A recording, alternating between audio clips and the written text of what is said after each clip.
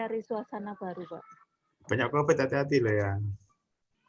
Enggak di mana-mana, Pak, di depan rumah, kan. Baik, kita mulai. Silakan, Mbak Eri.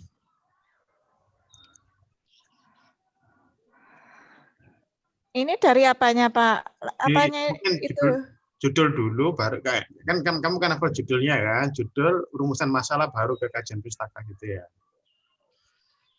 Apa enggak judul sama rumusan masalah? Hafal, Pak. Ya? Hafal. Sekarang kamu apa judulmu? Rumusan masalah baru ke sini. Ya lisan aja apa? Judulnya apa kira-kira?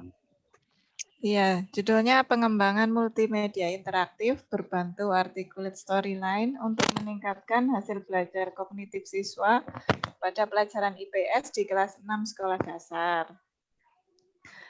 Rumusan masalahnya yang pertama, bagaimana kelayakan pengembangan multimedia interaktif berbantu articulate storyline untuk meningkatkan hasil belajar kognitif siswa pada pelajaran IPS di kelas 6 sekolah dasar.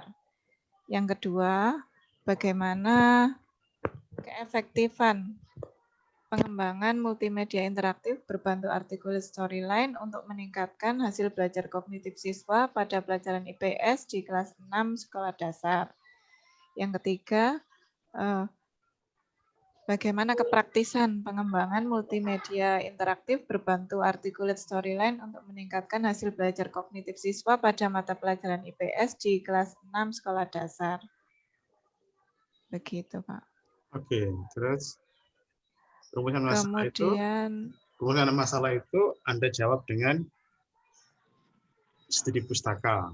Jadi, bab 2 itu membahas rumusan masalah, melandasi rumusan masalah. Kalau dalam bahasa kita itu, bab 2 itu menjawab masalah secara teoritik. Atau menjawab masalah dengan penelitian-penelitian sebelumnya. Nah, itu adalah bahasa bab 2 ini. Ya, makanya yang perlu dihindari di bab 2 itu adalah membuat modul ya. Membuat modul atau membuat buku itu ya, sehingga ini banyak menulis tetapi sebenarnya nggak menjawab sedikit pun rumusan masalah. Nah, jadi yang perlu dipahami oleh teman-teman itu sebenarnya bab 2 itu bukan kumpulan, bukan semacam handout ya, bukan semacam buku atau panduan ya. Tapi menjawab rumusan masalah secara kalau ini kajian pustaka ya berarti menjawab masalah dengan pustaka. Kalau pustaka itu berarti kan penelitian-penelitian terdahulu ya.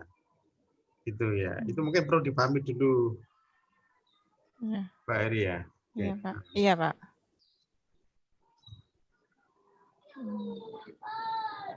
Berarti yang perlu untuk di bab 2 apa saja, Pak? Ya, ini. Kan tadi kan Mbak Eri kan sudah punya rumusan masalah ya. Iya. Nah, jadi seluruh paragraf yang ada di bab 2 itu harus terkait dengan rumusan masalah. Kalau nggak terkait dengan rumusan masalah, diberi tanda nanti bisa dihilangkan. Maksudnya ya. Misalnya gini, kira-kira paragraf 1 ini sesuai nggak dengan rumusan masalah? Paragraf 1. Yang paragraf 1 ini. Ya. Tentang perkembangan kognitif yang dipengaruhi 4 faktor. Nah, ini kira-kira terkait nggak dengan rumusan masalah? Terkait, Pak, karena kan ada itu tadi hasil belajar kognitif itu. Oh, gitu ya. Jadi berarti berarti ini Anda awali dulu dari hasil belajar ya? Iya. Ya. Hasil belajar tadi itu rumusan masalah nomor berapa, Mbak Eri? Kalau rumusan masalah di pengembangan 3 itu, Pak. Apa namanya itu? Kelayakan, keefektifan, dan kepraktisan itu. Gimana, Pak? Ya enggak, misalnya tadi kan ini kan menjawab hasil belajar ya. Oke. Oke, berarti kalau paragraf 1 itu menjawab hasil belajar, maka paragraf berikutnya itu kan terkait dengan hasil belajar ya. Gitu, Mbak Eri ya. Enggak Ya. gini, Iya. Mbak Eri kan mengawali dengan hasil belajar. Iya. Nah, berarti paragraf 1 ini kan hasil belajar. Tadi kan saya tanya, apakah relevan? Oh iya, relevan kan, karena terkait dengan hasil belajar ya. Nah, berarti paragraf berikutnya itu kira-kira tentang apa? Ini teorinya Piaget itu Pak, lanjutannya tentang asimilasi itu. Loh, ya tadi kan misalnya kan ya. Mbak Eri kan ngomong ya. Misalnya Iya. tadi kan ibarat ikan itu kan ada apa? Ada kepala, Ya. ada Iya. kepala, ada badan, sama ada ekor ya. Nah, Iya, Pak. kalau dalam ilmiah itu kalau emang dimulai dari ekor ya ekor dulu selesaikan. Baru apa? Ya, boleh baru kepala, Badannya. tapi boleh baru badannya, atau boleh kepala, tapi kepala itu diselesaikan dulu ya. Nah, Oh, gitu. baru pindah ke lain. Nah, makanya sekarang ini mungkin dugaan saya mungkin paragraf-paragraf ini terkait cuma mungkin pengorganisasian aja Mbak Eri ya. Paham maksudnya ya? Iya. Tadi kan Iya. bab 2 kan ibarat ikan ya. Ikan itu kan ada kepala, ada tubuh, sama ada ekor. Nah, mungkin nanti juga ada sirip atau ada apa ya. Nah, makanya dalam dikatakan ilmiah itu memang runtun. Disebut ilmiah itu runtun. Nah, biar runtun itu kira-kira bab 2 Mbak Eri ini diawali dari apa dulu rencananya? Hasil belajar atau media Yang kan dari teorinya dulu, teori yang mendukung. Maaf Pak, apa ini di itu halaman apa itu? Dari teori yang mendukung. Kemudian masuk ke media pembelajaran. Gini, ya, Pak. jadi ini misalnya ya. Jadi kan kalau saya mencermati dari judul Mbak Eri itu kan ada kalau dari belakang kan ada hasil belajar ya. Iya. Terus ada media kan ya. Iya. Apalagi media tadi berbantu apa tadi itu? Articulate storyline. Articulate storyline. Nah, sebenarnya kan bab ini kan menjelaskan itu ya. Atau lebih spesifiknya lagi itu bab ini tuh menjelaskan perumusan masalah atau tujuan. Sebenarnya tujuan, lebih cepatnya itu tujuan ya Mbak Eri ya.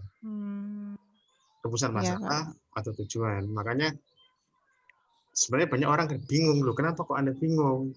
Bukankah Anda telah merumuskan masalah, misalnya perumusan masalah 1, berarti kan ada tujuan 1 kan ya? Ada rumusan masalah 1, berarti kan ada tujuan 1. Nah, tujuan 1 dan rumusan masalah 1 itu dieksekusi di bab 2 itu dulu mungkin, misalnya gitu. Ya, misalnya. Tapi boleh saja misalnya diawali dari rumusan masalah ketiga.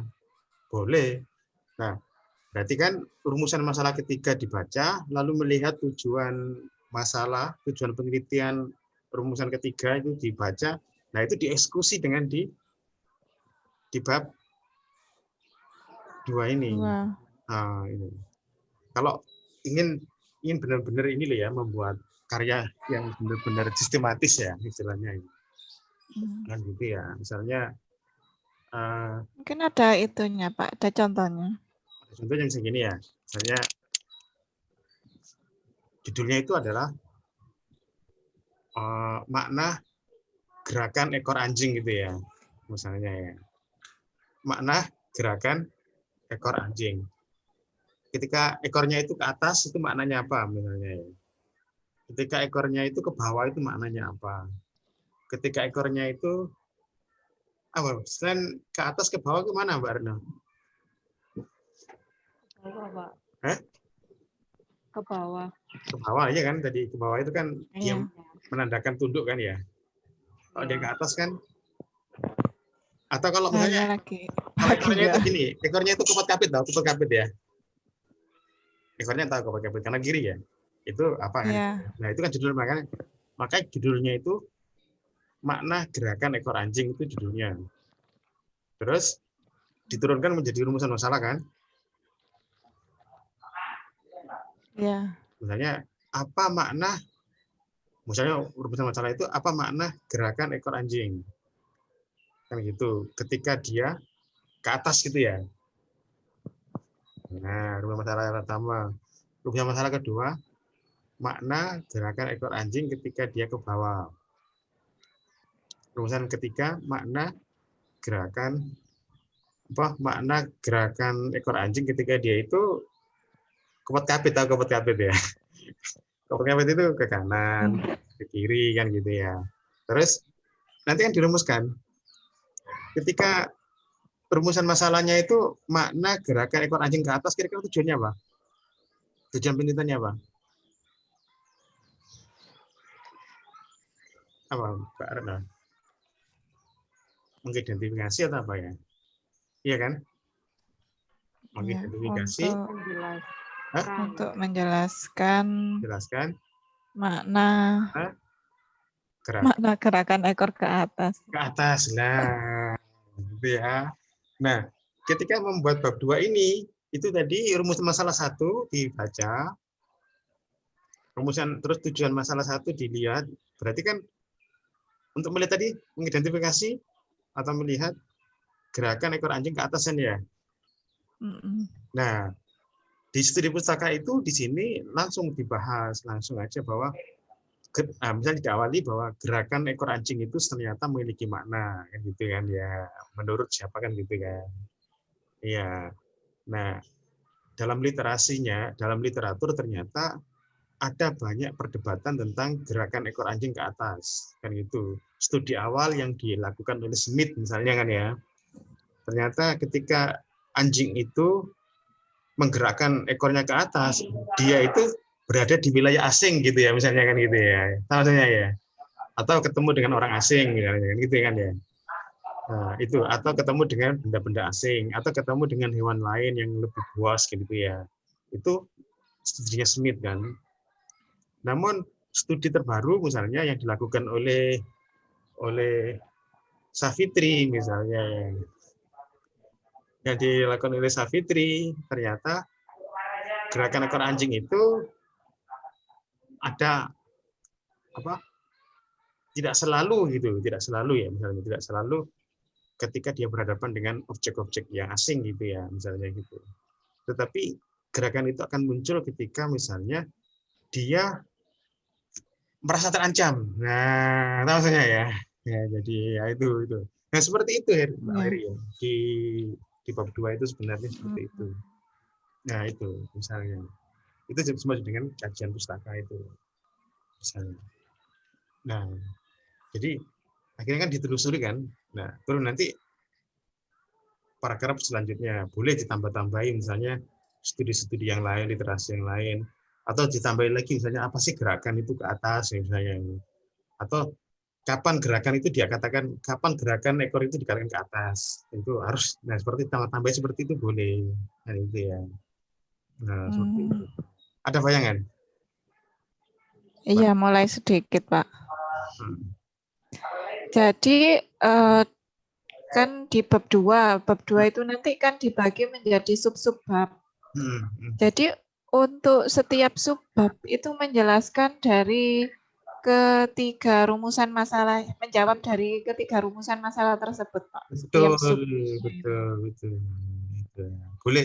Boleh diawali dengan rumusan masalah pertama. Tapi konsekuensinya adalah ketika diawali dengan rumusan masalah pertama itu harus finish dulu, selesai ya. Baru ke rumusan masalah ketiga misalnya, boleh. Tapi selesai dulu. Nggak boleh misalnya gini, paragraf 1 menyinggung sedikit tentang rumusan masalah 1 kan ya. Tiba-tiba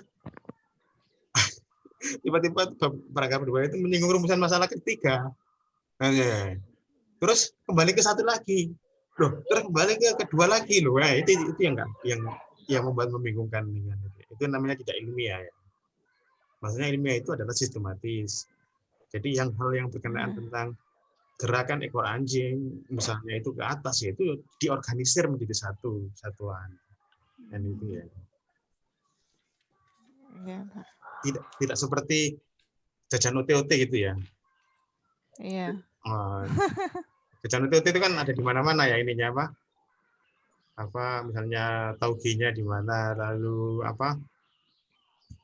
wortelnya itu di mana, di mana-mana ya. Wortelnya di mana-mana.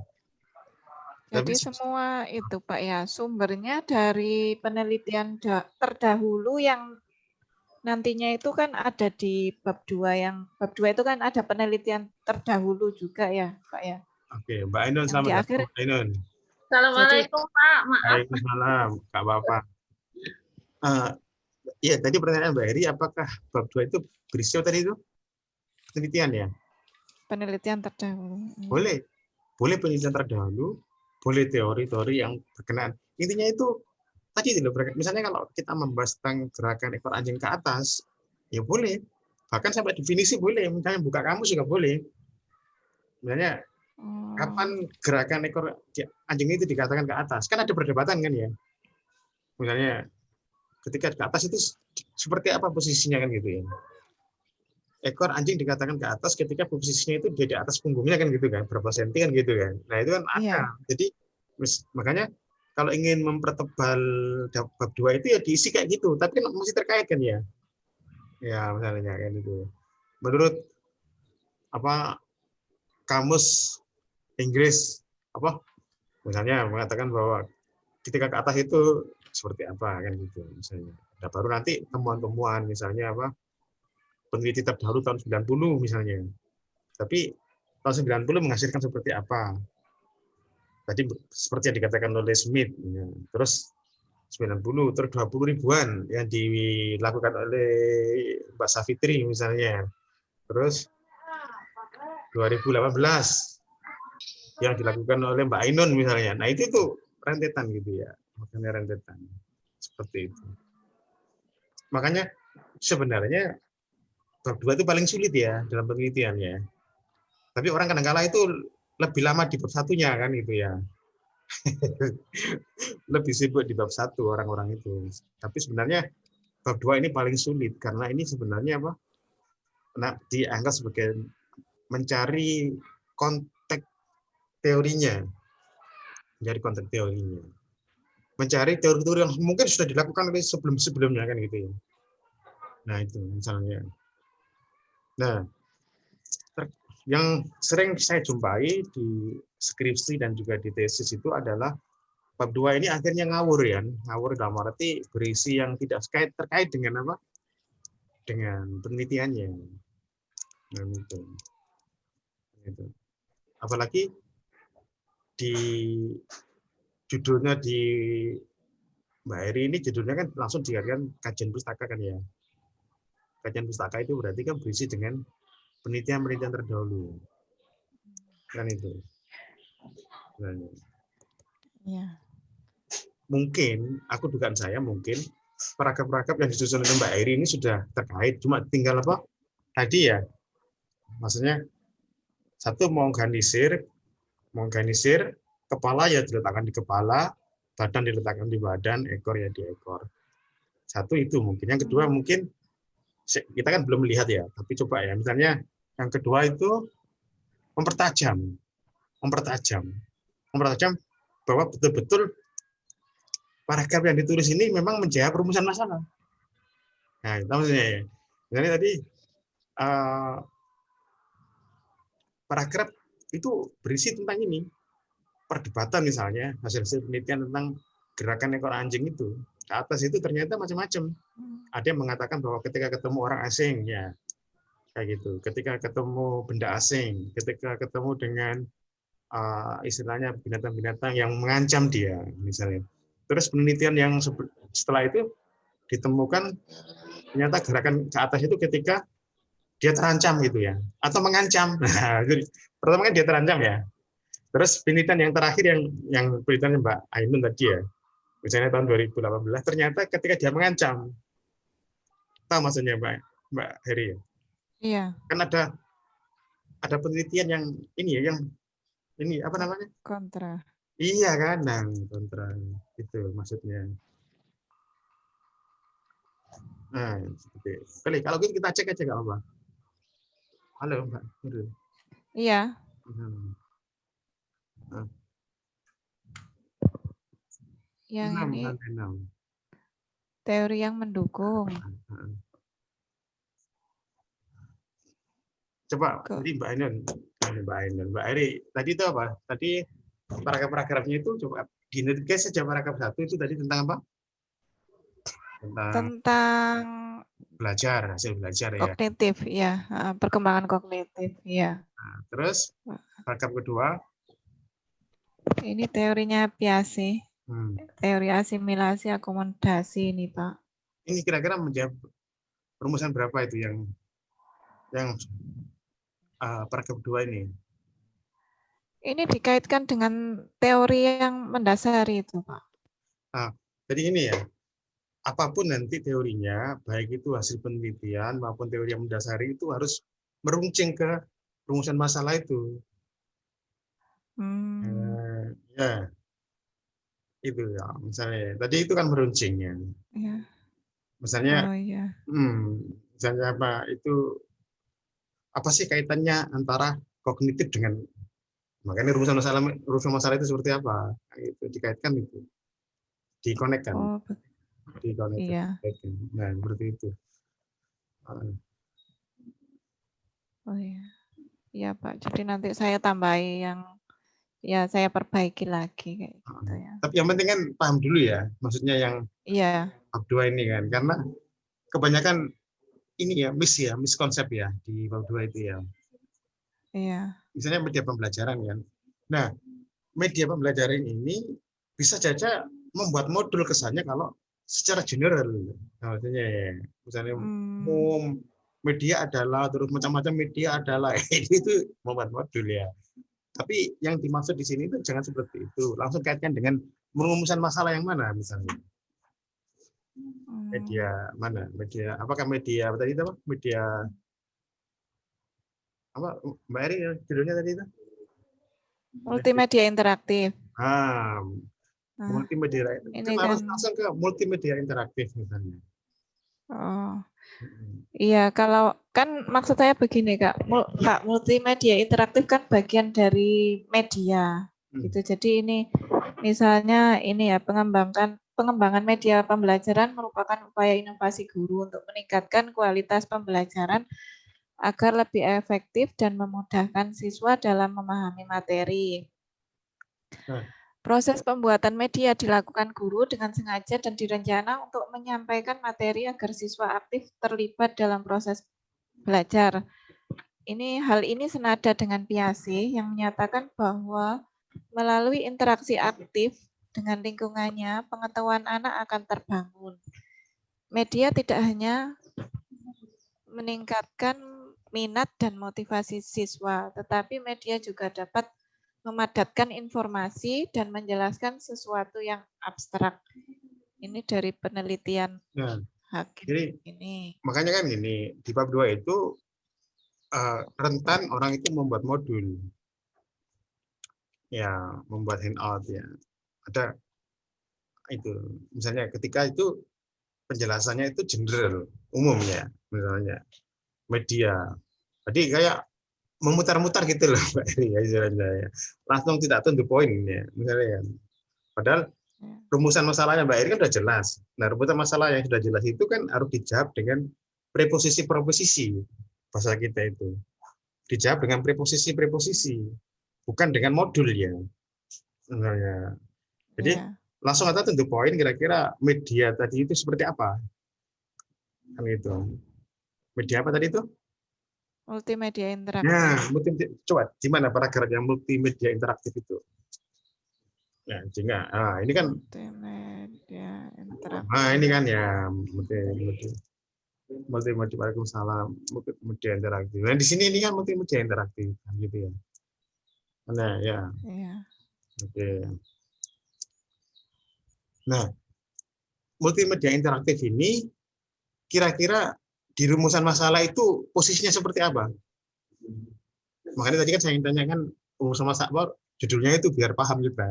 Apa kira-kira? Coba baca lagi judulnya.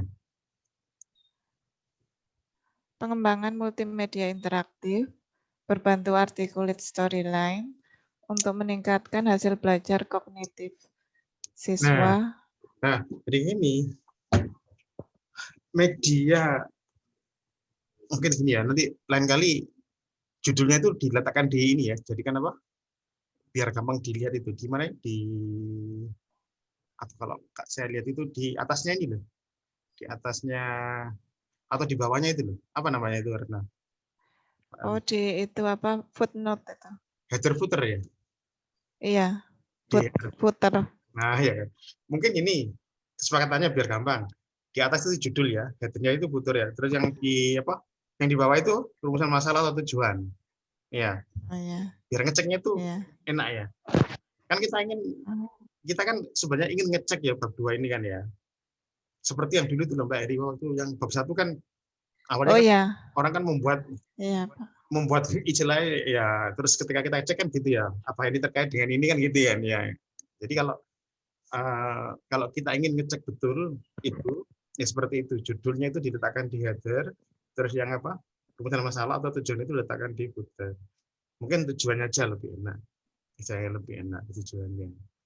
Nah makanya kan sebenarnya kalau di media interaktif itu sebenarnya ada 2 komponen yang harus dibahas oleh Mbak Eri tadi itu. Media interaktif yang berbantuan apa? Articulate storyline. Nah itu langsung dijelaskan di sini. Ya, seperti itu. Misalnya. Oh, bukan disendirikan, Pak. Hah? Nah, kalau disendirikan itu kan namanya modul itu ya. Membuat modul ya. Maksud saya di sini ada sendiri gitu, bukan. Nah, ini kan seperti modul kan ya, membuat seperti handout gitu ya. Kan itu ya. Kan di sini kan gini. Yang ingin diketahui orang lain itu hanya seperti apa sih media interaktif yang berbantuan itu? Seperti apa? Di mana posisi berbantuannya itu kan gitu kan ya. Satu yang ingin diketahui orang. Terus yang kedua, kenapa media yang berbantuan ini kok meningkatkan hasil? Nah, itu harus ada argumennya di sini, berapa paragraf atau paragraf ini misalnya gitu ya. Kenapa kok bisa meningkatkan itu? Nah, kira-kira memberi apa kan gitu. Nah, itu yang paling penting Mbak Eri sebenarnya itu. Jadi kalau ini kan hampir format ini kan seperti yang di perpustakaan kan ya. Ya, seperti ya, tesis-tesis yang lalu kan ya. Tapi itu sebenarnya membuat modul itu sebenarnya. Sehingga saya lihat itu kayak modul ya, kayak buku ya, kayak handout ya. Nah, seperti itu. Iya. Ya. Kok ada peringatannya? Jadi tidak dijelaskan dulu begini Pak. Misal ini kan menurut saya dijelaskan dulu multimedia interaktifnya ini apa, pengertiannya, baru ini dari penelitian terdahulu ini Siska dan Arif ini model pengembangannya multimedia interaktif, menu-menunya seperti ini. Kemudian cara pemakaiannya, kemudian yang dikembangkan oleh Rahmatan seperti ini. Kemudian ini saya sangkut pautkan dengan apa? Dale Pak bacanya saya lupa. Dale, pernyataannya Dale. Terus ini juga dari penelitian Fui dan Leo begitu. Nah, sebenarnya kan ini penelitian dari Leo dan kawan-kawan ini kan menjelaskan kekuatan media itu. Kenapa kok bisa meningkatkan hasilnya itu sebenarnya. Makanya larikan ke sana. Maksudnya. Jadi kan di bab ini, di subbab ini Mbak Eri itu sebenarnya punya kewajiban untuk menjelaskan 2 hal. Paham nggak maksudnya ya? Di subbab ini yang terutama media interaktif itu, Mbak Eri itu punya 2 kewajiban. Ini makanya kewajiban ini harus dipenuhi kan gitu ya nih ya. Kewajiban yang pertama adalah menjelaskan media interaktif yang berbantuan itu. Itu menjelaskannya. Ya. Nah, itu ya. Nah, itu. Nah, kadang-kala sebenarnya Mbak Heri ini kan sudah dianggap expert kan, sudah dianggap ahli kan, karena sudah membuat tesis berarti ahli ya, atau skripsi itu sudah ahli, makanya sudah nggak perlu definisi lagi. Media adalah itu nggak perlu karena Mbak Heri sudah dianggap ahli. Makanya ini. Iya. Sudah dianggap ahli, dan nanti yang membaca tesisnya Mbak Heri ini juga orang-orang yang sudah fokus di bidangnya Mbak Heri ini, sama-sama media interaktif. Nah, gitu loh maksudnya. Sudah sama-sama. Jadi sebenarnya nanti kan penelitiannya Mbak Heri ini kan nggak dibaca orang secara umum. Akan dibaca orang yang spesifik. Kan gitu. Yang minatnya sama dengan Mbak Heri kan. Minatnya tentang media interaktif. Misalnya. Kalau misalnya Mbak Retno mungkin lebih tertarik dengan penelitian kesenjangan digital. Kan gitu ya. Dia nggak akan melihat ini, nggak akan membaca ini. Kalau di perpustakaan itu nggak akan dibaca. Maka perpustakaan ini akan dibaca orang-orang yang sama tertarik dalam bidang apa? Media interaktif. Nah, kan gitu ya. Nah, ketika orang mau meneliti, tertarik dengan bidang-bidang penelitian media interaktif, dia sudah mempelajari di modul-modul buku-buku itu. Dia sudah mempelajarinya, sudah melihat. Nah, itu. Nah, di sini itu tinggal ingin melihat argumentasinya Mbak Eri saja. Nah, maksudnya orang itu ingin membaca penelitiannya Mbak Eri ini hanya ingin melihat argumentasinya seperti apa sih peneliti ini, argumentasinya. Nah, tahu saya ya. Itu aja sebenarnya. Bukan melihat media interaktif itu enggak. Karena dia akan membaca buku yang lain. Dia akan membaca buku yang lain. Maka di sini itu orang kan melihat kenapa sih kok media interaktif berbantuan ini kok bisa meningkatkan hasil belajar itu kenapa misalnya gitu. Nah, maka di sini ini Mbak Eri itu menyusun preposisi-preposisinya bahwa telah memberikan ini, hal ini mengakibatkan siswa seperti apa, seperti hasil studinya seperti Fui atau Leo kan gitu misalnya gitu kan. Nah itu benar. Ya nggak apa-apa. Ini kan awal ya istilahnya ya. Saya katakan penelitian itu yang paling sulit itu bab 2. Yang paling sulit itu bab 2 sebenarnya. Karena bab 2 ini kenapa selama ini bab 2 ini dianggap gampang, dianggap mudah, dan orang fokus kepada bab 1. Padahal ini yang paling sulit. Karena apa? Karena orang terjebak pada membuat modul. Membuat modul. Sehingga kalau Anda nggak percaya ya, Anda buka tesis di perpustakaan itu 10. Dia kan sama. Media adalah misalnya jenis-jenis media adalah kayak mana. Nah itu. Padahal yang kita inginkan itu argumentasinya Mbak Eri apa misalnya. Nah, seperti itu. Ya, memang ini agak sulit ya menurut saya ya. Ini karena paling sulit Mbak Eri. Paling sulit. Tapi sebenarnya kalau kan Mbak Eri kan sudah ditolong di bab 1.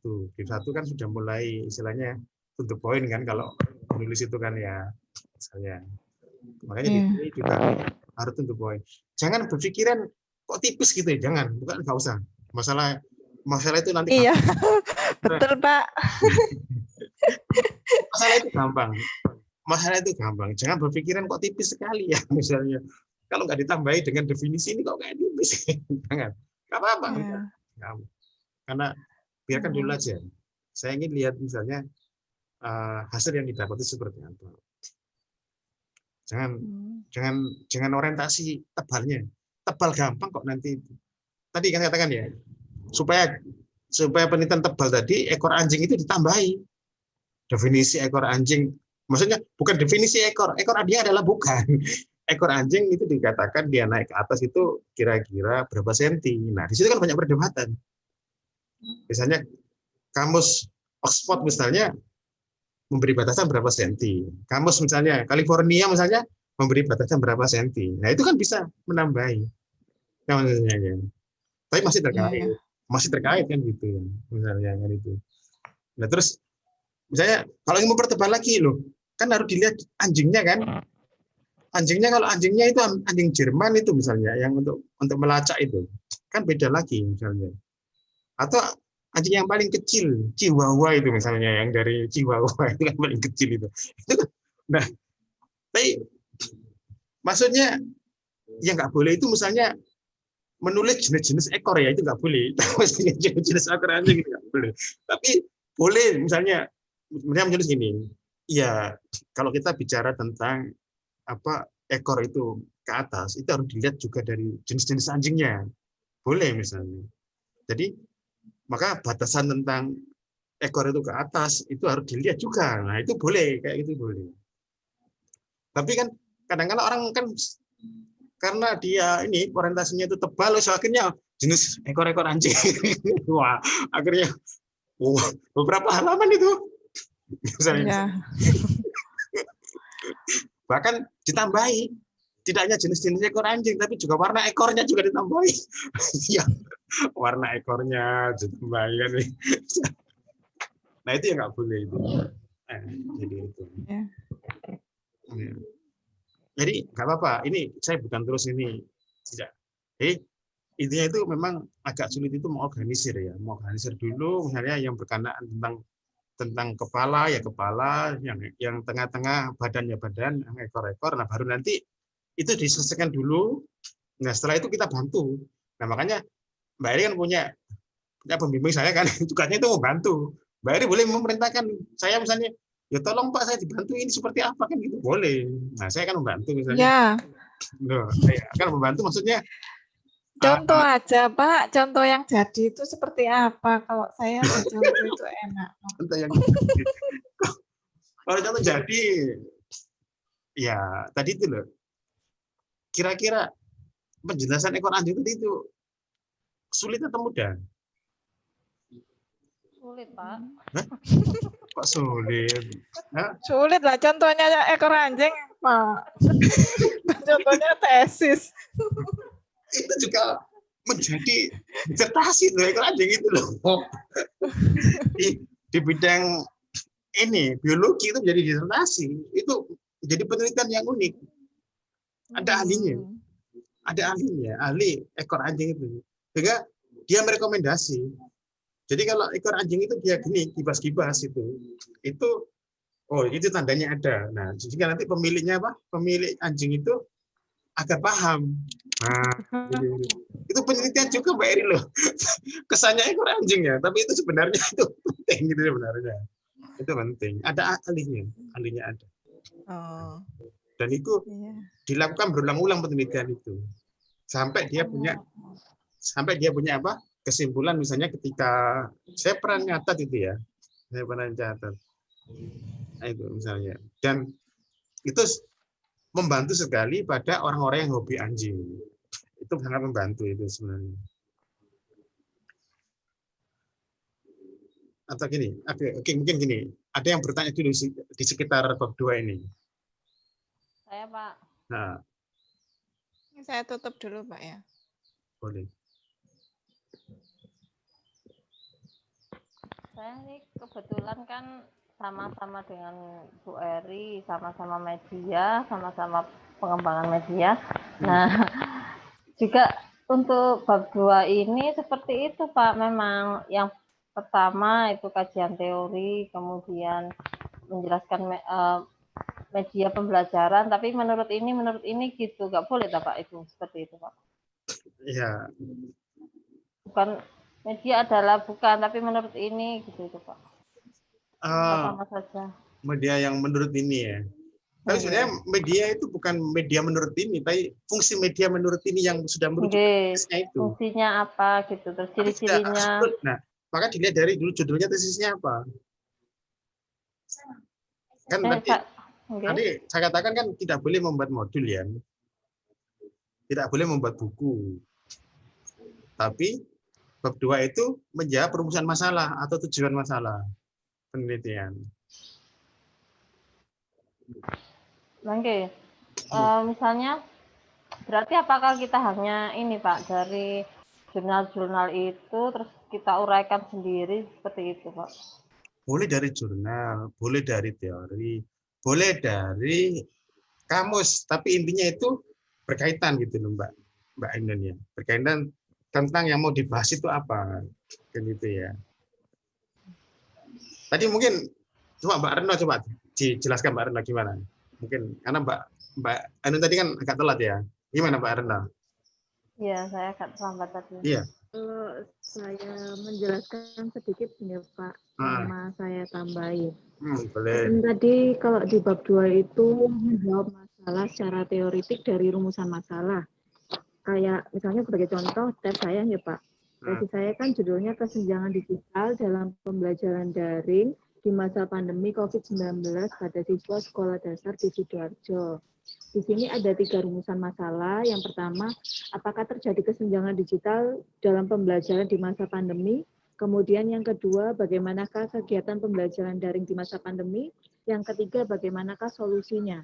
Nah, di dalam bab 2 nanti, ini berisi tentang rumusan masalahnya. Seperti yang pertama, tentang kesenjangan digital. Kesenjangan digital mungkin disinggung sedikit pengertiannya.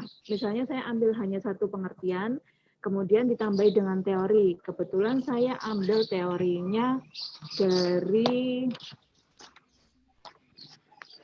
teori apresiasi, itu dari Van Dijk, yang mengatakan bahwa dalam kesenjangan digital itu dipengaruhi oleh 4, Pak. Yang pertama dari motivasi, akses fisik dan material, kemudian keterampilan digital dan pemakaian.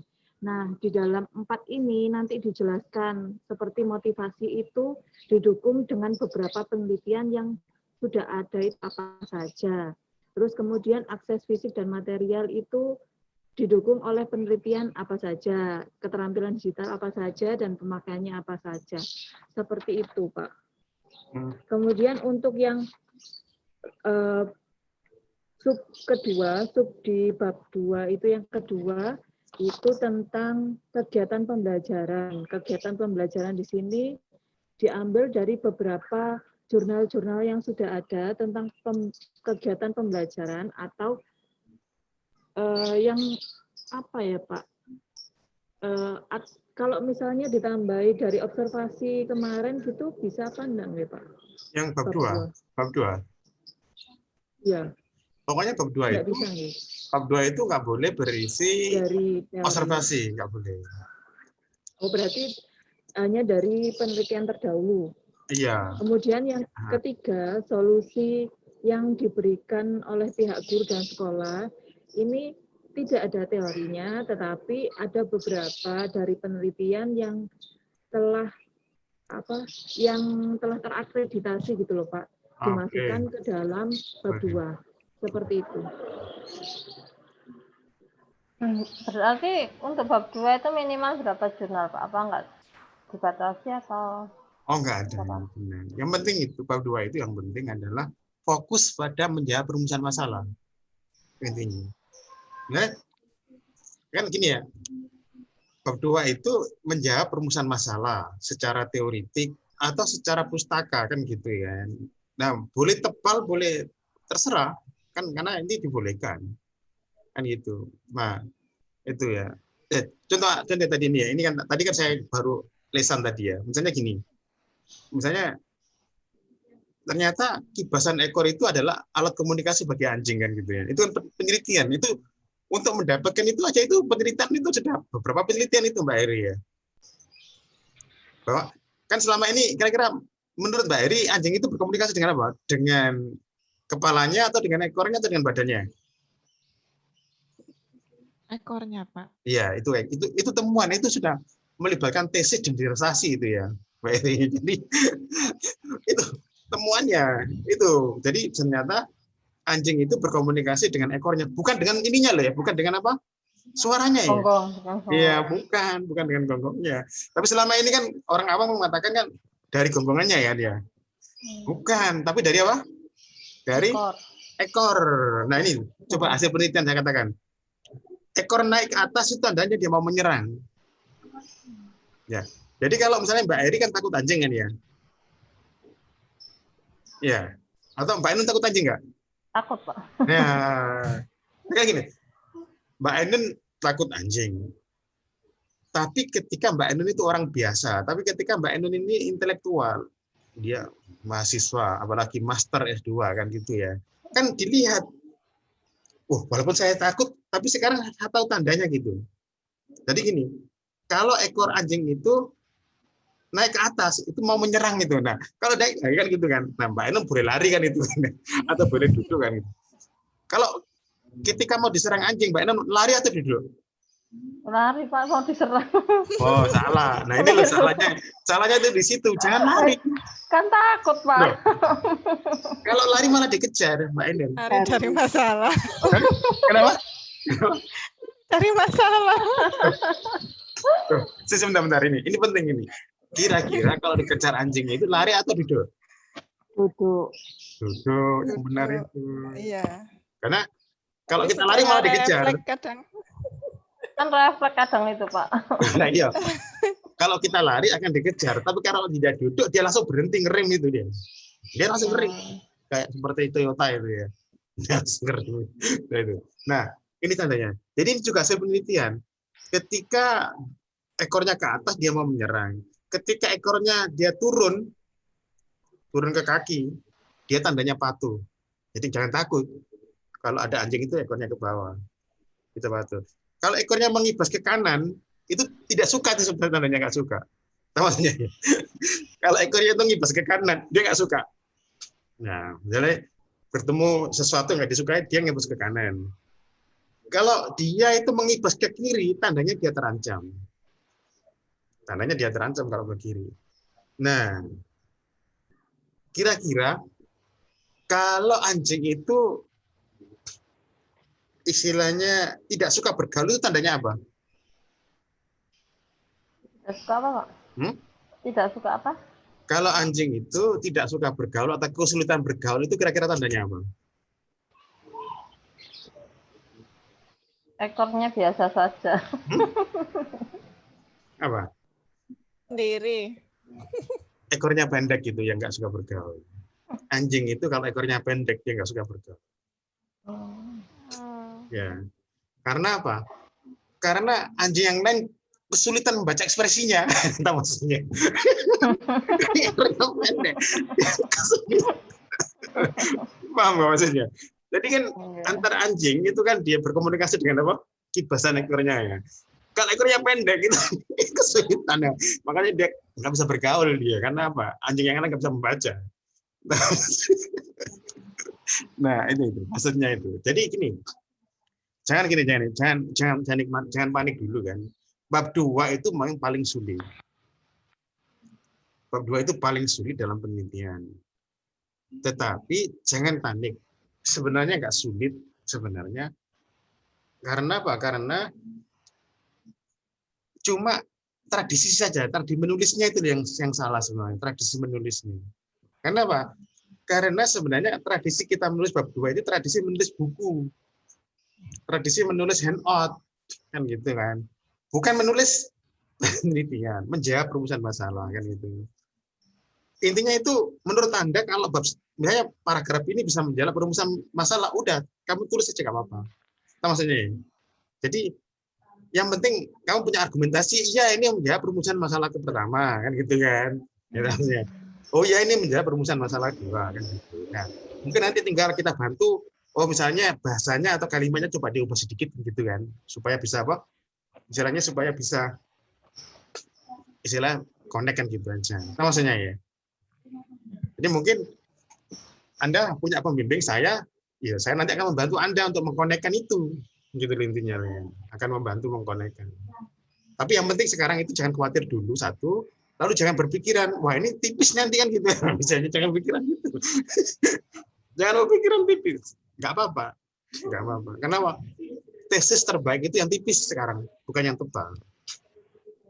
Tesis terbaik itu yang tipis. Karena apa? Karena walaupun misalnya konsep kenjangan digital itu misalnya bisa hanya dapat 2 paragraf, 3 paragraf, tapi kalau dia menjawab rumusan masalah nggak ada masalah, Mbak Eri ya. Misalnya Mbak Eri tadi itu misalnya media interaktif berbantuan tadi itu misalnya hanya mendapatkan 3 paragraf nggak ada masalah. Yang penting apa? Yang penting menjawab rumusan masalah. Kan gitu ya. Kan gitu. Kan rumusannya Mbak Eri kan bukan apa itu media interaktif toh. Iya. bukan, bukan apa itu media interaktif. Gitu.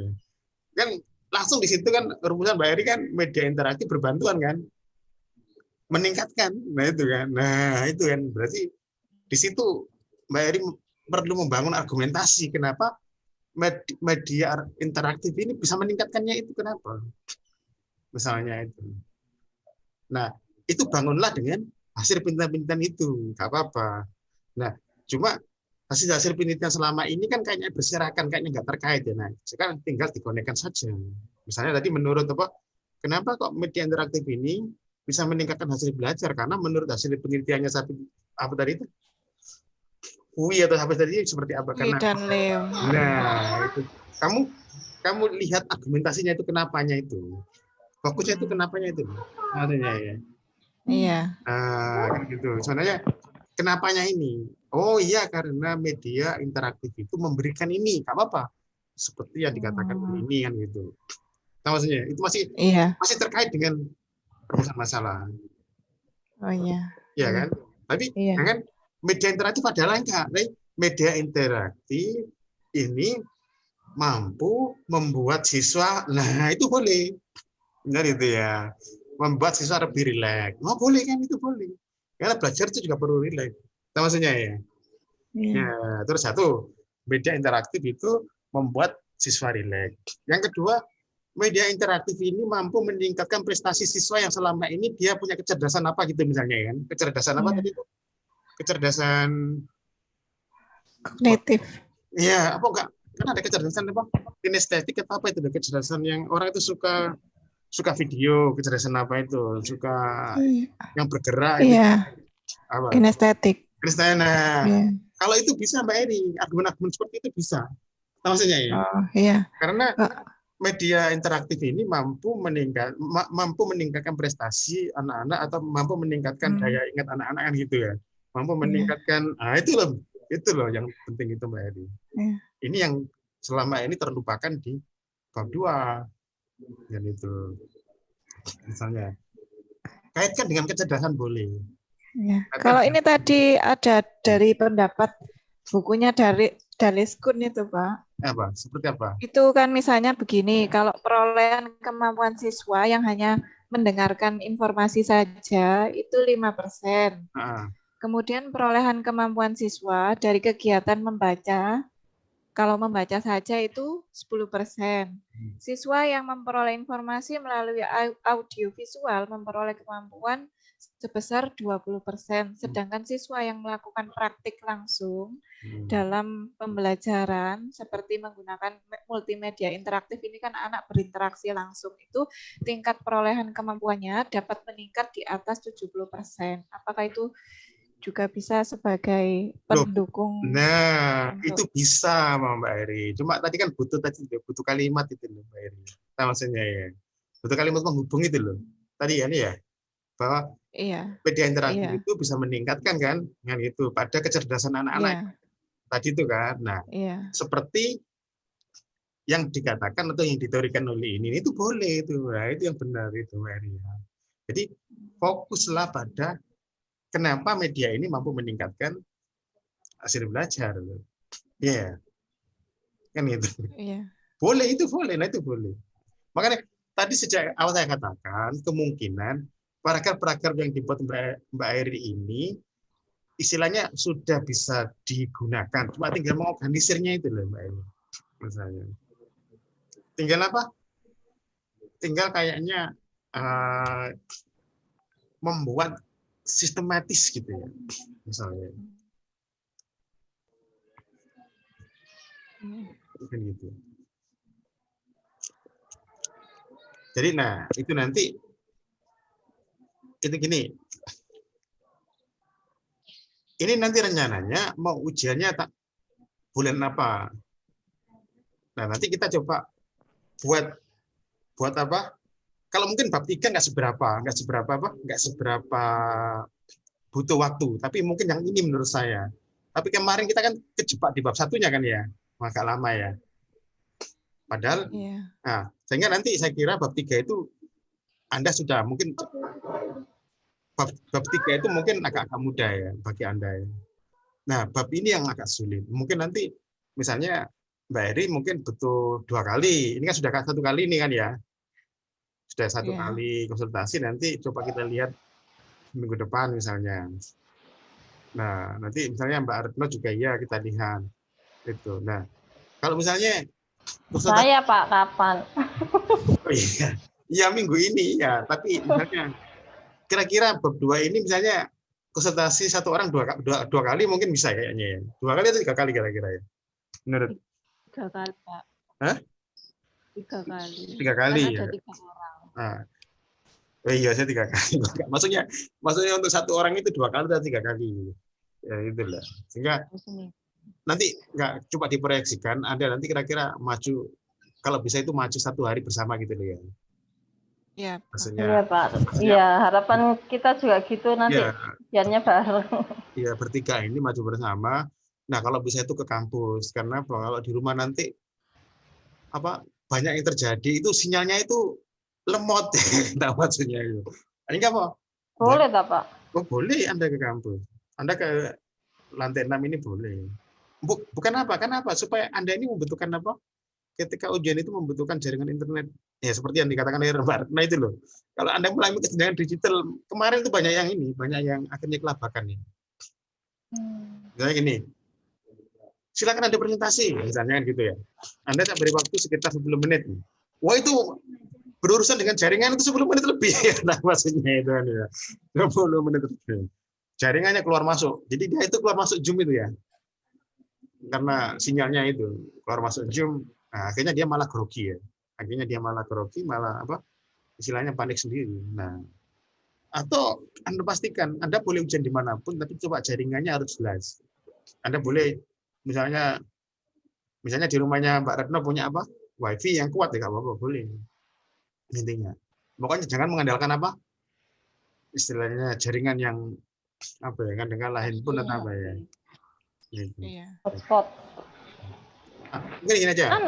Nanti misalnya gitu Pak ya, misalnya kita nanti ujiannya bareng, apakah langsung satu Zoom atau nanti kita sendiri-sendiri gimana Pak? Biasanya Pak, kan ada ketuanya kan ya, ketuanya kan Kaprodi ya. Iya. Nah Kaprodi biasanya lebih suka nyaman itu kalau Zoom-nya sama. Nah maksudnya tinggal orang masuk aja. Maksudnya ya. Jadi misalnya yang pertama misalnya Mbak Ainun ya presentasi ya, selesai itu akhirnya nanti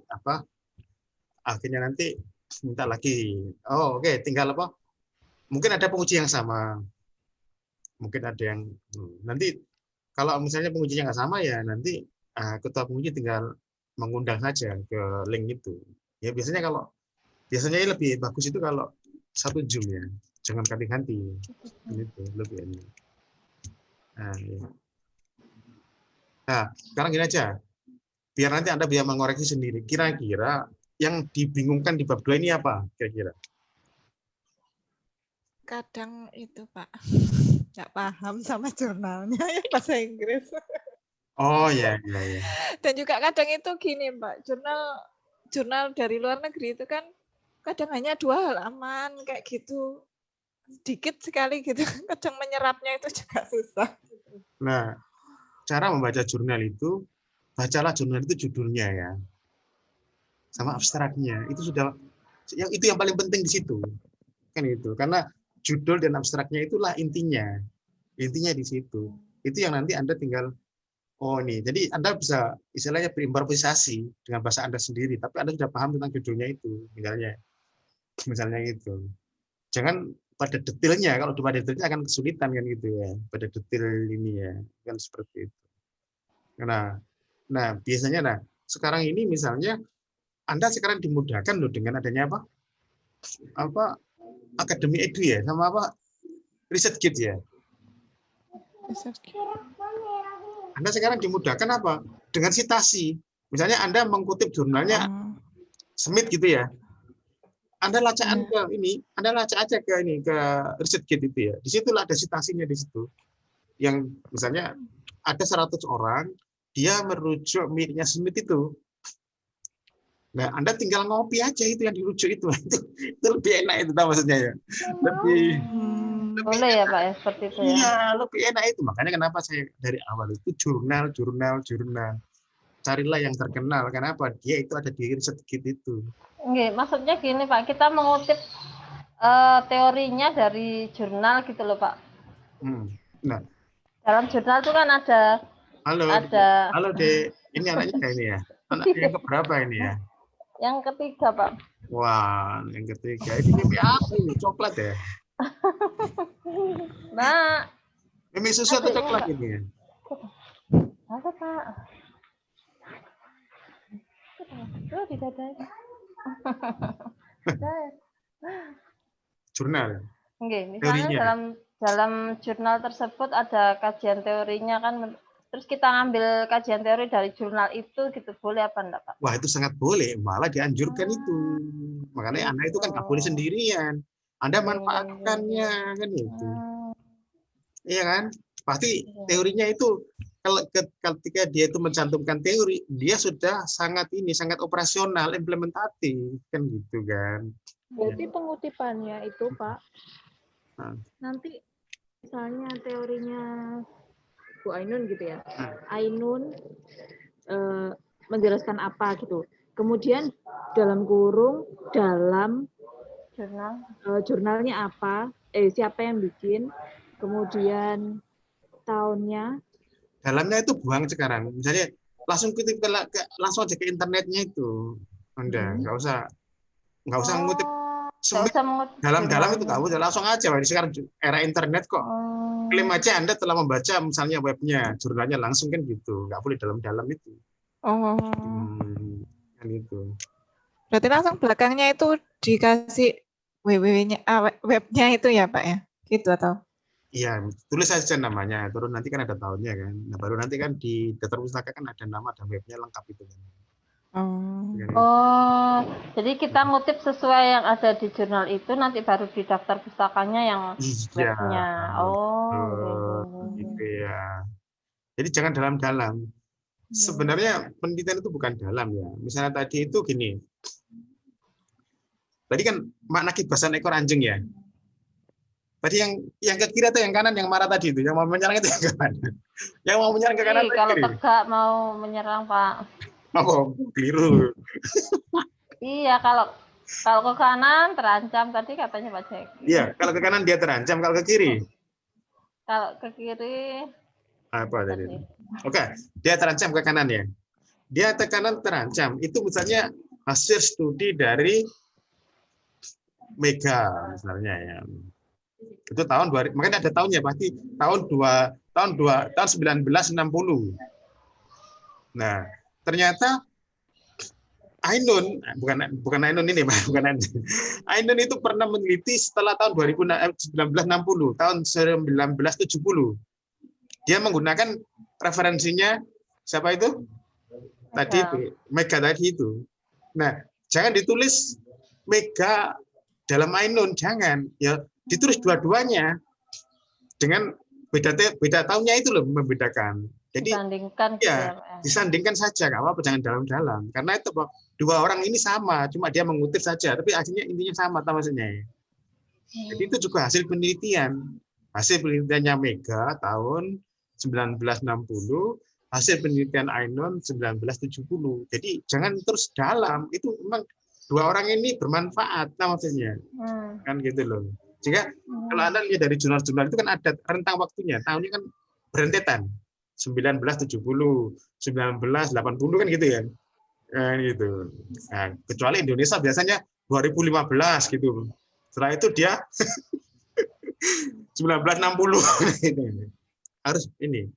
Sehingga Pak, itu menandakan bahwa Anda itu benar-benar bisa melacak setiap biatnya itu penelitian dari awal sampai. Enggak apa-apa Pak, enggak 10 tahun terakhir, enggak apa-apa Pak. Oh, enggak apa-apa, kan tadi kan sudah terkait karena kan gitu. Tapi kan tadi gini ya. Tadi kan kalau ekor anjing itu mengibas ke kanan kan dia tandanya dia terancam ya. Tapi itu kan penelitiannya tahun 1960. Terus kan ada enteng lagi, diteliti lagi 1970. Sampai yang terakhir ada penelitian tahun 2000 misalnya. Nah, kalau memang penelitian terakhir tahun 2000, masa kita pastikan 2019 mana kan nggak ada. Ya berarti Anda ini sekarang ini kan 2021 kan ada kan gitu maksudnya. Nah, seperti itu. Ya nggak harus. Kapan hari ada jurnal yang apa istilahnya yang sesuai dengan penelitian saya, ternyata tahunnya sudah lama, saya nggak berani pakai kan, takutnya Kan sudah lebih dari gini, 10 tahun terakhir. maksudnya gini Mbak Endon ya, maksudnya gini itu jangan salah, kan banyak orang salah persepsi ya. Misalnya gini, ada jurnal tentang tadi kibasan ekor anjing kan, kibasan ekor anjing itu ada jurnal tahun 2010, ya kan? Nah, tahun 2010 ada.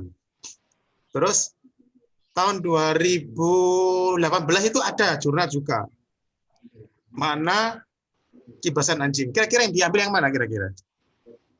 Yang 18. Ya, itu ambilan yang itu. Yang 2010 jangan. Nah, maksudnya. Oke. Terus di dalam 2018 itu kan ada penelitian. Iya. Nah, gitu loh Pak maksudnya. Ya cantumkan aja, nggak apa-apa. Oke, tahunnya kan sudah 2008 misalnya. 2018 itu. Kan 2018 berarti dia ngambil 2008 itu apa boleh gitu loh Pak maksud saya. Jadi kayak gini, begini kan makna kibasan anjing, ekor anjing kan tahun 2010 dilakukan kan ya. Terus tahun 2018 kan dilakukan. Nah, mana yang dipilih? Ya tahun 2018. Kenapa? 2018 itu dia akan mengulas 2010 tadi. Sudah di dalamnya otomatis. Itu maksudnya ya kan? Kenapa kok mengambil yang terbaru? Karena apa? Jurnal-jurnal yang sebelumnya sudah ada di situ. Sudah ada di yang terbaru ini kan gitu. Nah, tapi kalau Anda ingin dilihat ini, wah, dilihat bahwa Anda telah melacak juga tahun jurnal 2010 itu ya cantumkan aja nggak apa-apa. Berarti nanti misalnya ditulis hasil dari tahun 2010 seperti apa dan hasil tahun 2018 seperti apa. Cantumkan itu untuk istilahnya kita menghargai ya. Menghargai tahun 2010 dan juga yang tahun 2018. Itu boleh kita sama menghargai. Gitu. Ada kontribusinya kan gitu ya. Nah. Ya, kalau saya tanya lagi ya Pak ya. Ya boleh. Untuk rumusan masalah saya kan ada 3, kelayakan, keefektifan, sama kepraktisan. Berarti nanti isi bab 2 itu ya tentang 3 itu Pak. Iya, misalnya kenapa kapan dikatakan layak itu ya? Kapan dikatakan praktis itu ya? Itu. Jadi di situ. Nah, terus baru kenapa ini kok praktis kan gitu ya? Harus ada kan itu. Pasti ada itu penjelasannya itu. Jadi di situ. Kenapa kok praktis? Kenapa ini gitu? Jadi di situ. Jadi sehingga kita itu tahu kapan praktis, kapan tidak praktis kan gitu. Kapan layak dan tidak layaknya itu. Nah. Dari jurnal-jurnal itu tadi ya Pak ya. Dari jurnal-jurnal itu. Nah, jadi intinya itu bahwa bab 2 itu menjawab perumusan masalah secara teoritik kan gitu, hasil penelitian kan itu, atau secara konsep kan itu. Tapi Anda tidak membuat modul gitu. Kalau Anda membuat modul kan seolah-olah menjelaskan sesuatu yang nggak ada hubungannya kan, nggak ada connection dengan rumusan masalah kan gitu ya. Betul.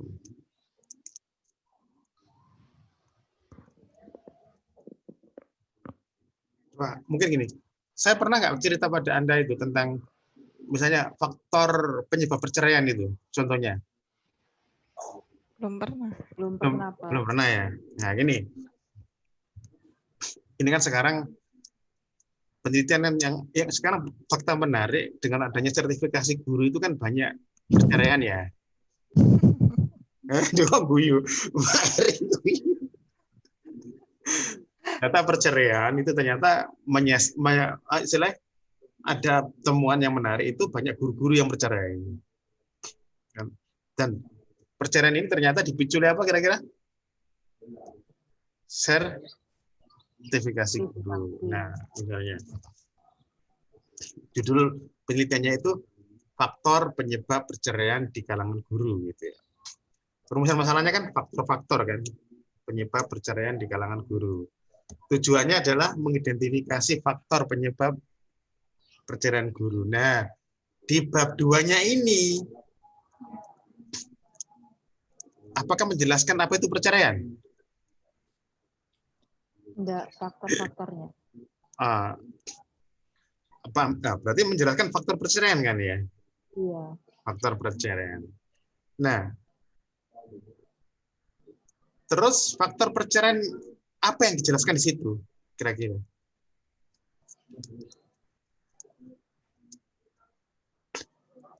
Apakah mengambil dari primbon? Dari jurnal, Pak, penelitiannya. Apa dari primbon atau dari jurnal? Jurnal, dari penelitian terdahulu. Penelitian di lapangan. Nah, ini gini, prosesnya itu gini prosesnya. Ini contoh yang paling mungkin lebih dekat ya kita mengenai anjing. Anjing tadi kan agak biologi ya. Dari biologi ya. Ini mungkin lebih cocok yang di Anda kan. Nah, sekarang ini. Faktor-faktor penyebab perceraian. Tadi dikatakan oleh Mbak Retno tadi, oh ya, yang ditulis itu faktor penyebab kan? Iya. Terus kadang-kala kan sulit, nggak ada teori yang mengatakan di teori kan nggak ada teori yang mengatakan faktor penyebab perceraian itu kan ya? Iya, Pak. Kenapa? Teorinya itu kan eksplisit ya. Iya kalau misalnya, iya kalau ada misalnya teoritisi yang pernah meneliti itu kan boleh, tapi kalau nggak ada biasanya kan ya. Kalau nggak ada, nah di sosiologi itu ada dua teori misalnya. Faktor perceraian itu menurut teorinya Weber ya, misalnya. Nah, kebetulan si peneliti ini menggunakan teorinya Weber. Si peneliti itu dari Weber.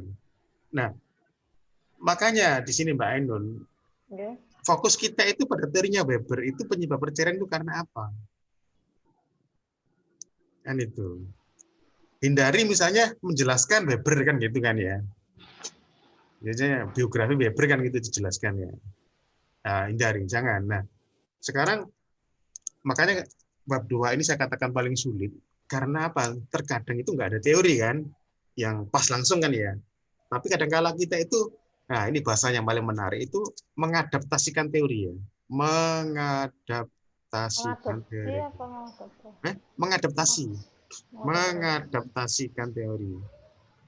Nah, mengadaptasikan teori. Nah, makanya bukan mengadopsi ya Pak ya? Bukan mengadopsi, mengadaptasikan. Istilahnya ada teori, tapi teori ini sebenarnya membahas sesuatu yang lain kan ya.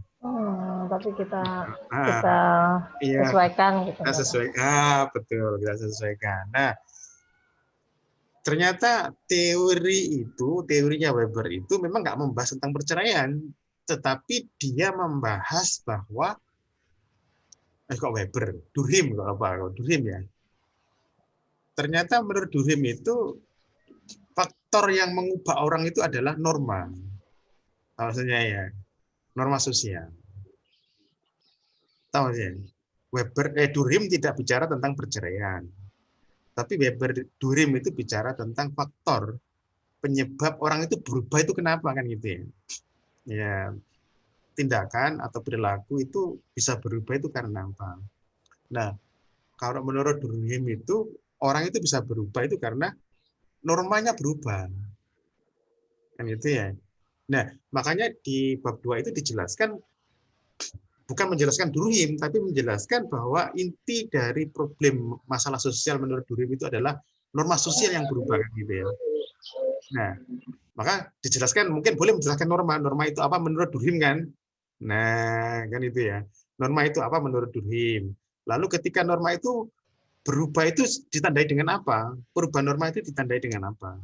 Nah, misalnya dijelaskan bahwa perubahan norma itu ditandai dengan sanksi. Ya kan? Sanksi yang tidak tegas kan gitu ya.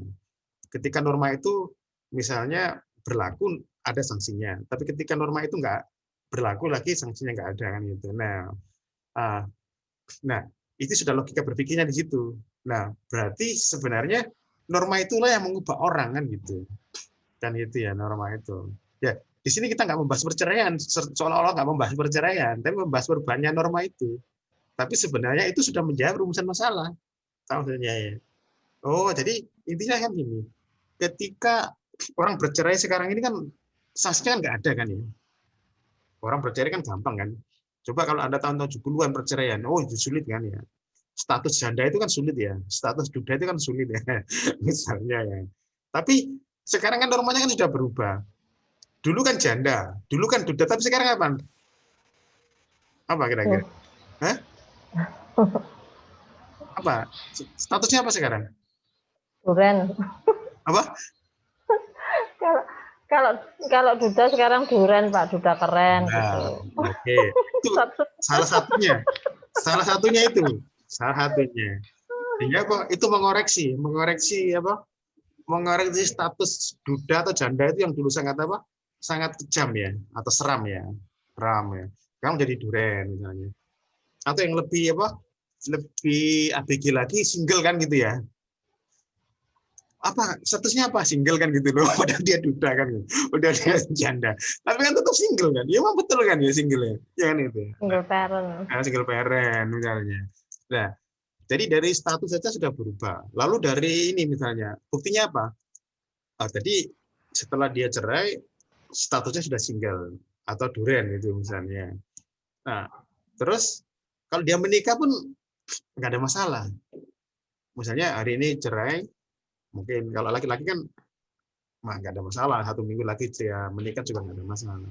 Istilahnya nggak ada sanksi di masyarakat itu, nggak ada sanksi. Jadi akhirnya apa? Akhirnya orang itu mudah bercerai karena perubahan norma tadi itu kan gitu.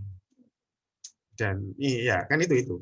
Nah jadi di bab 2 itu menjelaskan itu perubahan normanya itu kan gitu.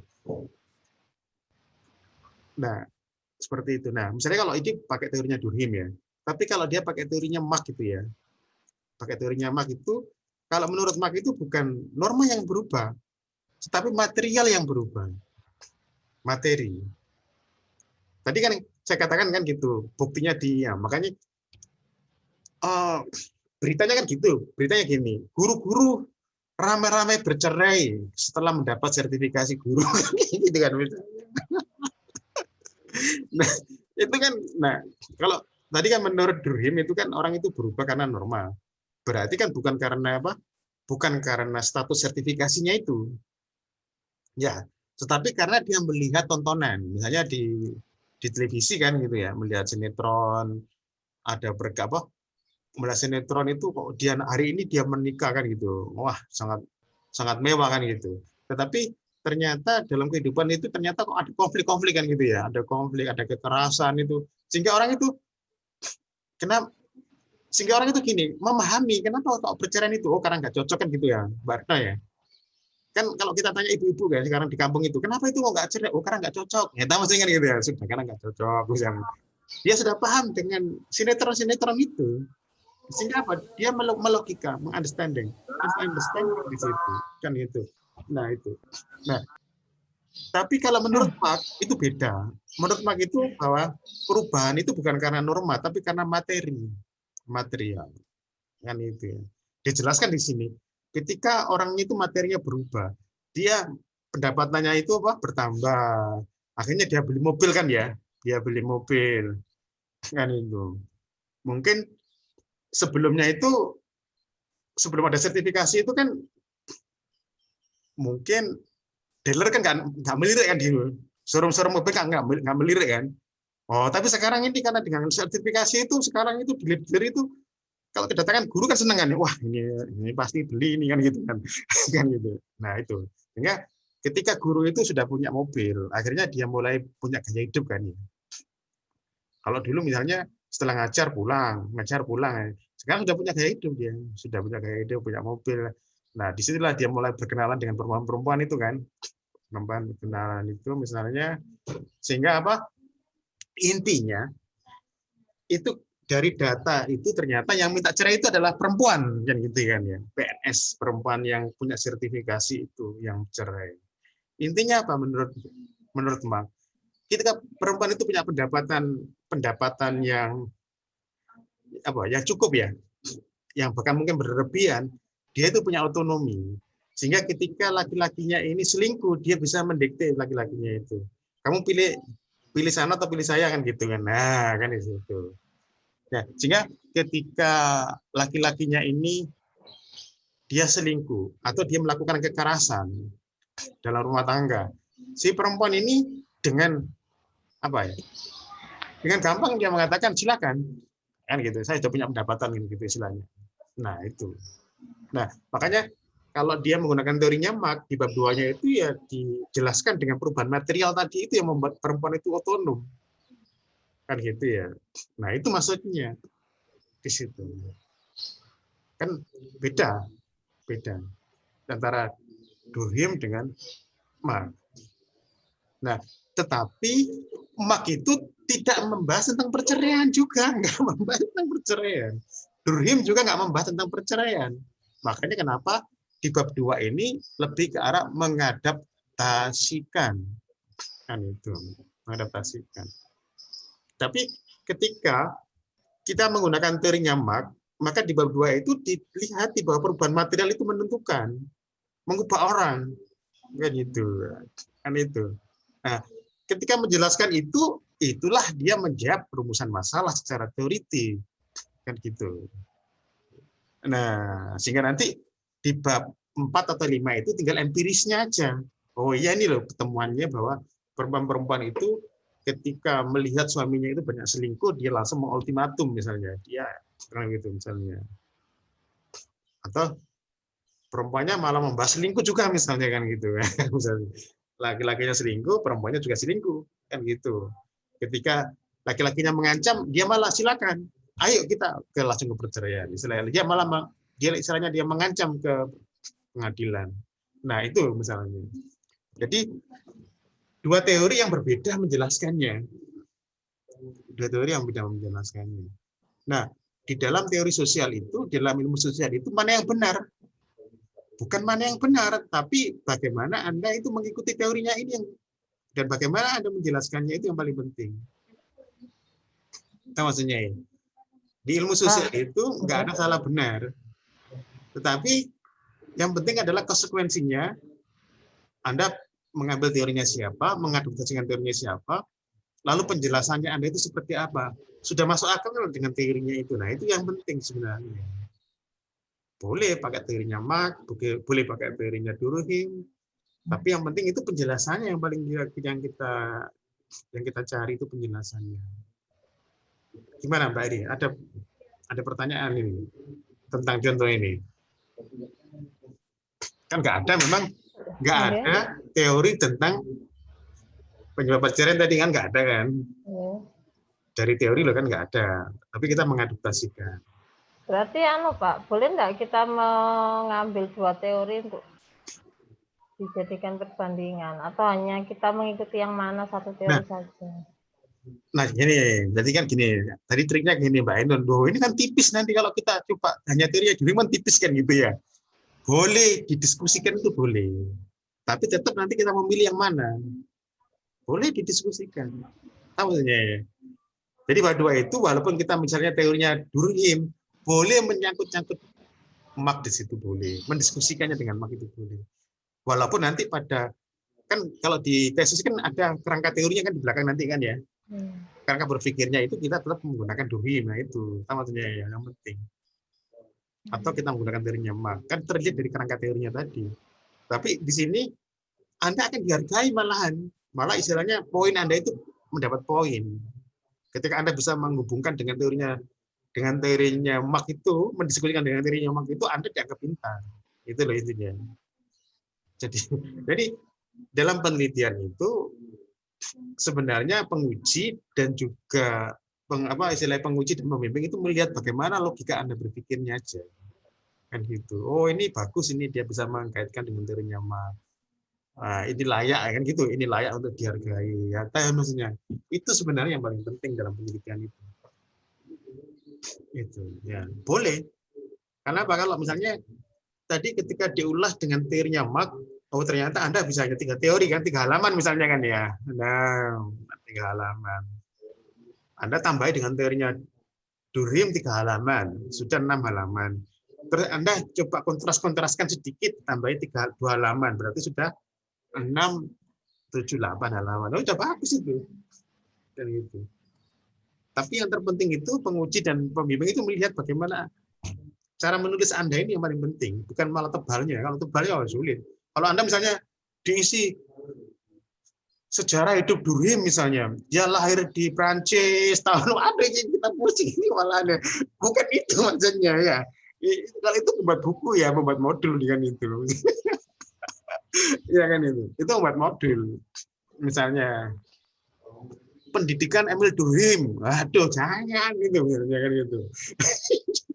Karir Emil Durkheim, jangan. Itu tebel tapi tidak terkait dengan menjawab rumusan masalah kan gitu. Nah, itu. Yang sering dilakukan orang-orang seperti itu. Supaya tebal itu biografinya ditulis. Biografinya, masa perjalanannya, masa kecil misalnya apa. Terus semua teori-teorinya ditulis itu. Walaupun nggak berkaitan misalnya. Misalnya Durkheim itu punya teori solidaritas sosial ditulis. Teori dia tentang integrasi sosial ditulis, bunuh diri ditulis. Waduh, ini yang ngeluh itu kan di situ pusingnya itu, nggak terkait. Gitu. Paham maksudnya ya? Mbak Eri ya? Mbak Eri, Durkheim itu banyak teorinya. Ada teori tentang solidaritas sosial, mekanis, organis. Ada teori tentang anomi, bunuh diri. Ada teorinya tentang apa itu? Banyak pokoknya. Nah, tetapi bukan itu yang ditulis di bab 2. Tadi itu. Yang ditulis adalah hipotesis Emil Durkheim itu. Preposisi Emil Durkheim bahwa perubahan itu bisa berubah karena ada perubahan norma, perubahan nilai yang di masyarakat. Nah, kapan nilai itu berubah?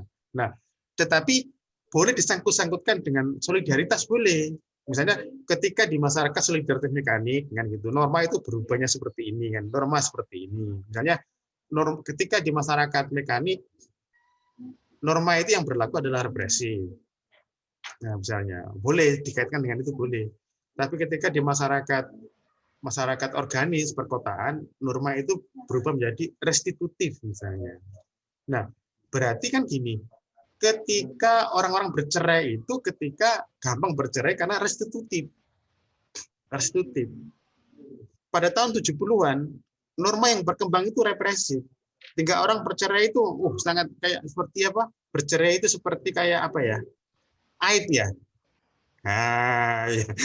Karena norma yang berkembang itu restitutif.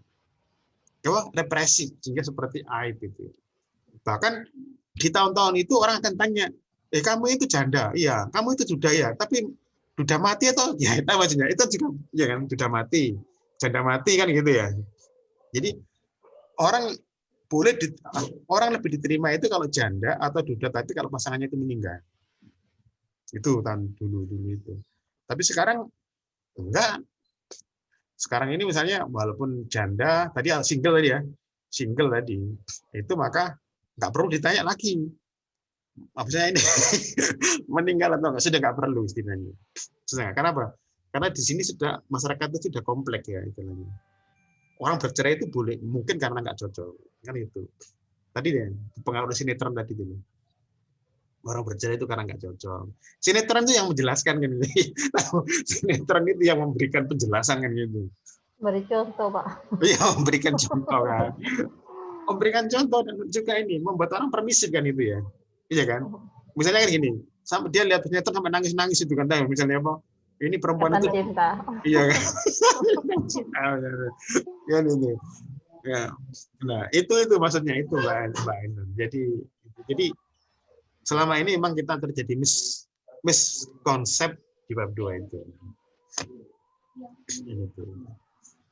Jadi boleh mengkaitkan teorinya, tapi yang penting tadi itu ada rasionalisasinya itu yang penting. Tapi kadang-kala itu bab 2 itu yaitu misalnya Emil Durkheim adalah itu lahir di mana, biografinya kan gitu. Terus teori-teorinya kan gitu kan, teori-teori solidaritas. Jadi yang A itu adalah biografi Emil Durkheim. B itu adalah solidaritas. Apa itu solidaritas? Lalu yang C itu misalnya integrasi sosial. Yang CD itu adalah anomi misalnya, bunuh diri. Nah, ya sebenarnya bukan itu sebenarnya. Itu membuat buku. Nah, tapi Anda boleh mengaitkan dengan teorinya, tapi yang tadi itu maksudnya tetap pada preposisi bahwa perubahan norma nilai itu yang mengubah, kan itu ya. Misalnya yang mengubah itu. Nah, yang benar yang mana antara Marx dengan Durkheim? Wah, itu urusan teori, nggak bisa dikatakan yang benar yang mana. Walaupun Marx dikatakan betul, kan misalnya gini, oh iya buktinya loh, yang bercerai itu loh yang mendapat sertifikasi misalnya, yang belum kayak belum mau cerai dulu katanya, nanti nunggu sertifikasi dulu misalnya, kan seperti itu. Karena apa? Karena ini hidup ini ternyata ini namanya ya, simultan ya. Ya, mendapat sertifikasi juga iya, melihat sinetron juga iya kan, ya simultan. Juga apa? Ini kayaknya sama-sama bisa menjelaskan. Dream juga bisa menjelaskan, Marx juga bisa menjelaskan. Sama-sama yang itu. Nah, sekarang yang paling misalnya tesis ini yang benar yang mana? Bukan dilihat dari benarnya. Wah, ini pintar, ini dia pintar, dia bisa mengadaptasikan teorinya Durkheim bagus, gitu. Dia bisa mengadaptasikan teorinya Marx dengan bagus. Nah, itu yang dinilainya sebenarnya. Bukan apa salah benarnya, enggak. Oh, ini benar-benar bagus ini. Makanya sebenarnya sejak awal Anda itu mengadaptasikan teori-teori belajar biasa. Tapi yang penting Anda bisa menjelaskan, tahu ya. Anda mengaitkan dengan teori belajarnya Vygotsky misalnya, tapi Anda bisa menjelaskannya. Karena apa? Karena Vygotsky nggak bicara tentang itu kan gitu. Tapi kan kita bisa mengadaptasikan kan itu. Tadi saya katakan bahwa Marx juga nggak bicara tentang cerai. Durkheim juga nggak bicara tentang cerai. Tapi peneliti-peneliti inilah dia yang mengadaptasikan. Kan gitu. Makanya Anda jangan lupa bahwa Anda ini punya teori belajar. Karena Anda orang pendidikan, ada Vygotsky, ada Piaget, ada Brunner. Sekarang tinggal Anda yang mana? Anda Piaget ya. Anda coba mengkaitkan itu dengan persoalan Anda ini. Jadi karena ini tesis, maka jangan lupa teori belajar itu. Selain ada jurnal-jurnal. Tapi teori belajar inilah sebenarnya yang membentuk frame kita itu. Cara berpikir kita itu.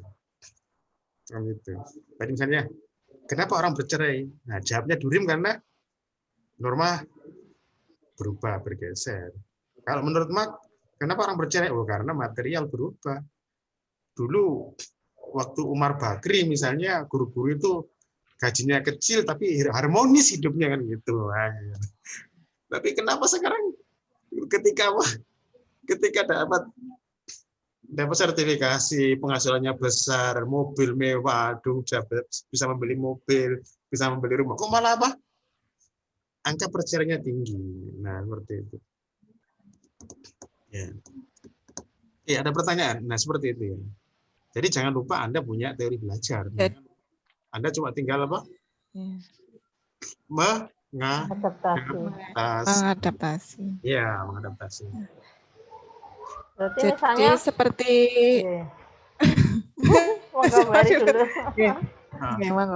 kalau kemarin kan kalau saya lihat kan dari teorinya Piaget, Pak ya. Nah, sebenarnya juga dari teori Robert Ganya ya, itu juga mendukung juga di multimedia interaktif seperti adanya teori pengulangan yang mengubah dari memori jangka pendek ke memori jangka panjang LTM itu Pak ya, long term memory itu ya, itu karena ada proses pengulangan. Apakah itu juga kan jadi ada dua teori yang mendukung, saling mendukung seperti itu. Nah, begini, kalau ada teori yang mendukung, itu harus hati-hati. Apakah teori ini memang dari gen yang sama? Misalnya tadi ketika kita teorinya Durkheim sama Marx itu nggak bisa digabung, nggak akan bisa digabung karena satu yang mengatakan apa perubahan itu karena norma kan, norma berubah orang akan berubah. Satu yang mengatakan karena materi yang berubah. Walaupun norma berubah, kalau materi nggak berubah ya orang tetap akan berubah. Nah Ini nggak bisa. Nah, makanya kita harus cari gennya itu, genetiknya itu, teorinya itu. Nah, misalnya gini, boleh orang menggabung teorinya Durkheim dengan teorinya misalnya Robert King Merton atau Parson karena dia dari gen yang sama. Misalnya Parson itu dia turunan dari Durkheim. Nah, tahu saja ya. Atau misalnya dia menggunakan teorinya Marx, boleh dengan ditambahi dengan teorinya Althusser misalnya. Karena Althusser ini adalah penganutnya Marx, itu boleh. Nah, pertanyaan saya sekarang itu, apakah itu satu gen teorinya itu? Kalau dalam bahasa kita itu satu perspektif teorinya itu. Satu paradigma maksudnya.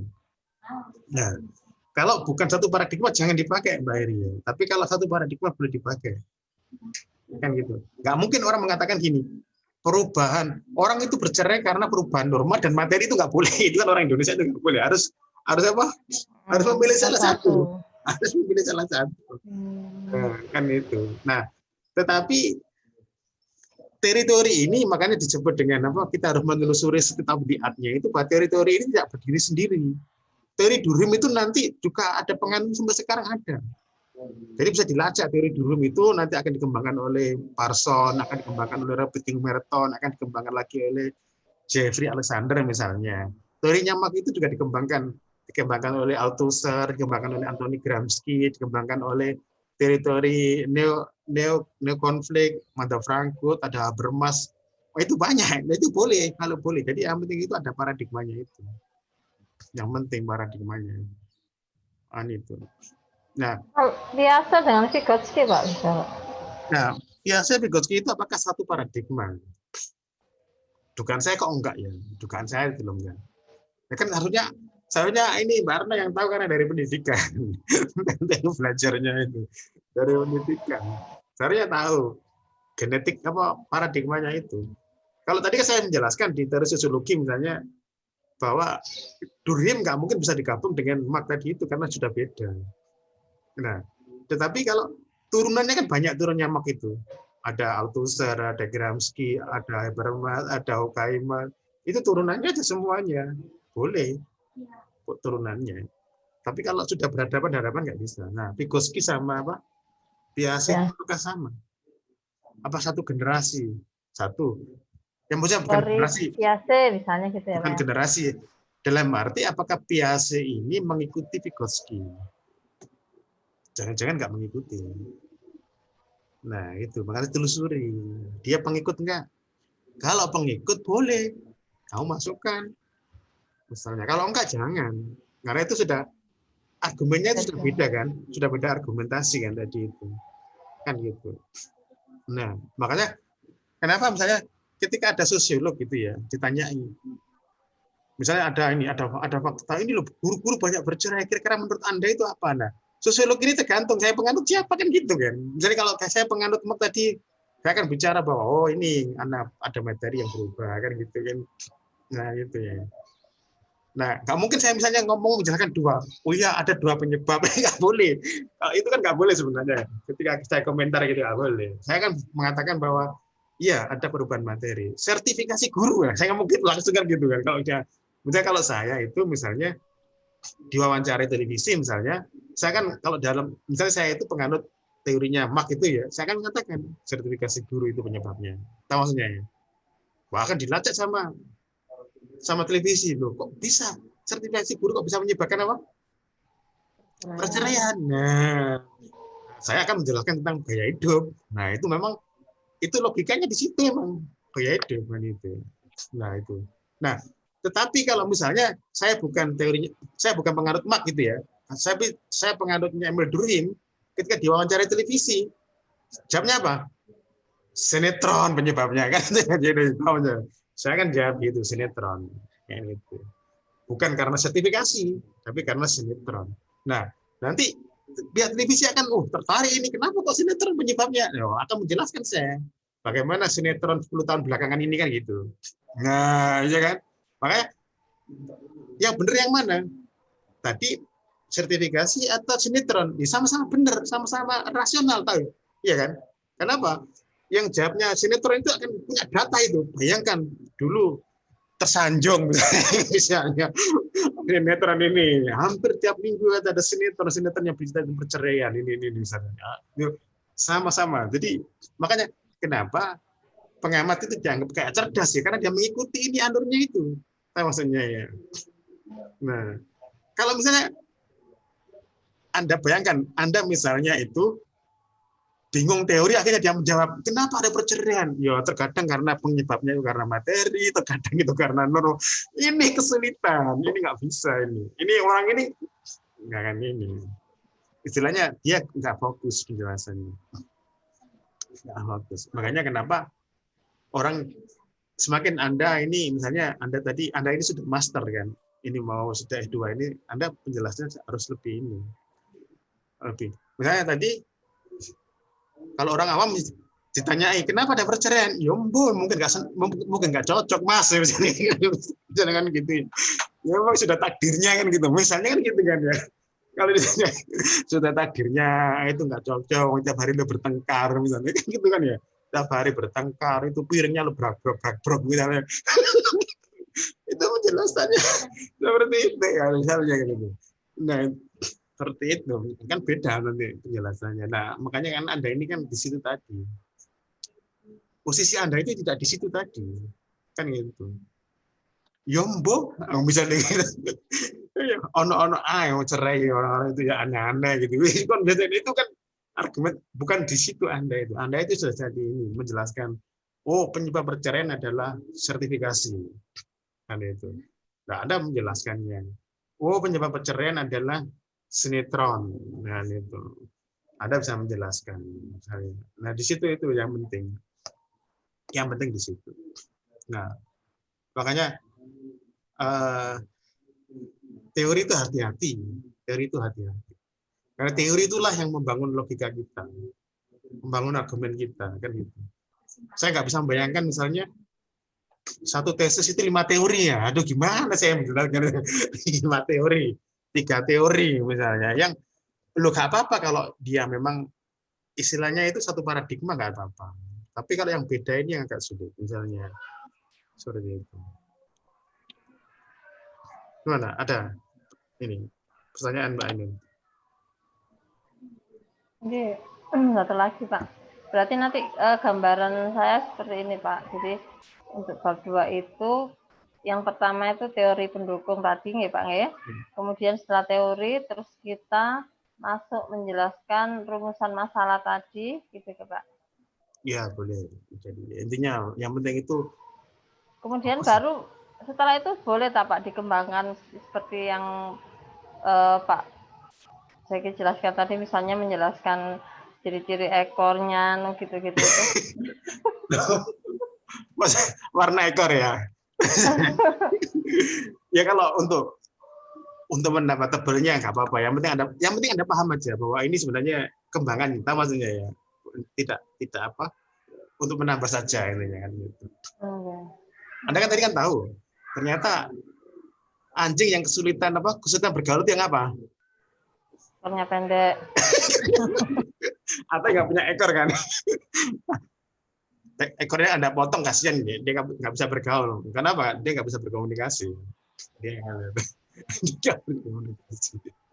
Lagi maksudnya menjelaskan kan judulnya itu loh Pak, menjelaskan judulnya misalnya tentang apa namanya, setelah teori kemudian menjabarkan rumusan masalah terus baru tapi menjabarkan. Sebenarnya teori itu langsung menjelaskan rumusan masalah.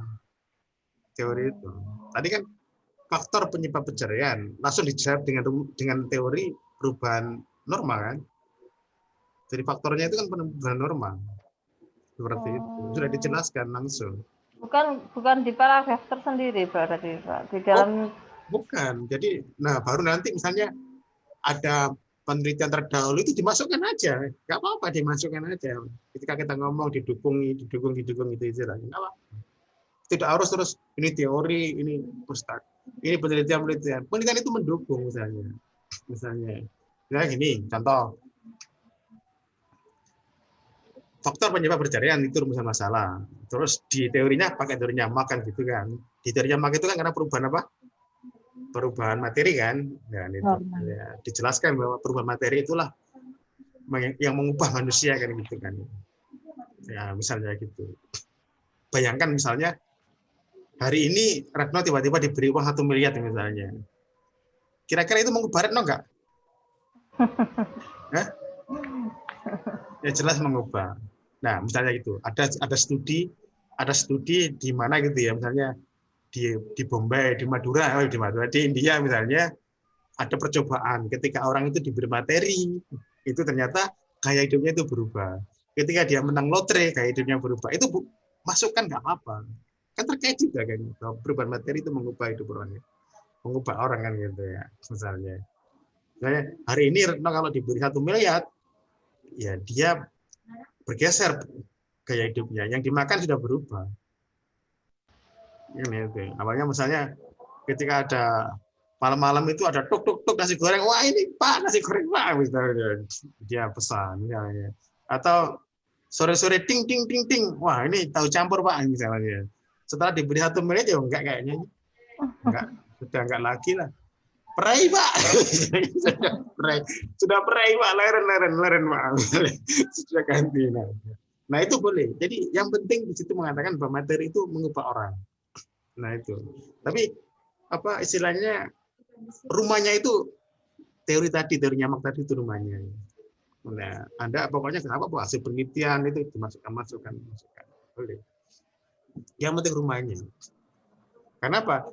Sebenarnya ketika nanti ada ditanya dosen ya, kenapa misalnya rumus masalah 1 ini, itu kan sebenarnya sudah dijawab di bab 2 itu sebenarnya. Sudah dijawab di bab 2 itu. Ya, karena pendapatan ini, guru-guru itu sekarang pendapatannya banyak Pak, misalnya gitu. Sehingga dia punya gaya hidup. Mobilnya sekarang udah bagus kan gitu ya. Sehingga misalnya ya mulai ya dari situ. Sehingga Pak, ketika ditanya dosen itu jawabnya tidak ngawur kan gitu ya. Kembali kepada teorinya itu. Kembali ke teori, lalu didukung oleh bukti empirisnya, hasil studi Anda itu, berapa persen itu, seperti itu. Tetapi ketika Anda menjawab, tetap bingkainya itu bab 2 itu sebenarnya. Iya kan, namanya ya. Jadi ketika Anda menjawab itu, ya bingkainya bab 2 itu. Hanya ditambahi hasil studi ini, nah gitu. Hasil studi ini, misalnya, menemukan ini, ya itu. Tapi tetap jangan lupa bingkainya itu. Nah, kebanyakan tesis itu tidak punya bingkai jawaban itu. Dia hanya sekedar apa? Hasil statistik aja kebanyakan itu. Sehingga dia nggak punya rasionalitasnya. Nggak apa-apa. Yang penting hari ini aja dulu. Istilahnya apa? Pemahaman. Nanti kalau Anda sudah paham, saya kira kok gampang ya membuat apa? Membuatnya itu. Gimana? Ada pertanyaan Mbak Eri sama Mbak Retno? Enggak ada. Pak, kalau saya tanya agak melenceng sedikit nih Pak, agak jauh. Saya mau tanya di bab 3. Kan kalau di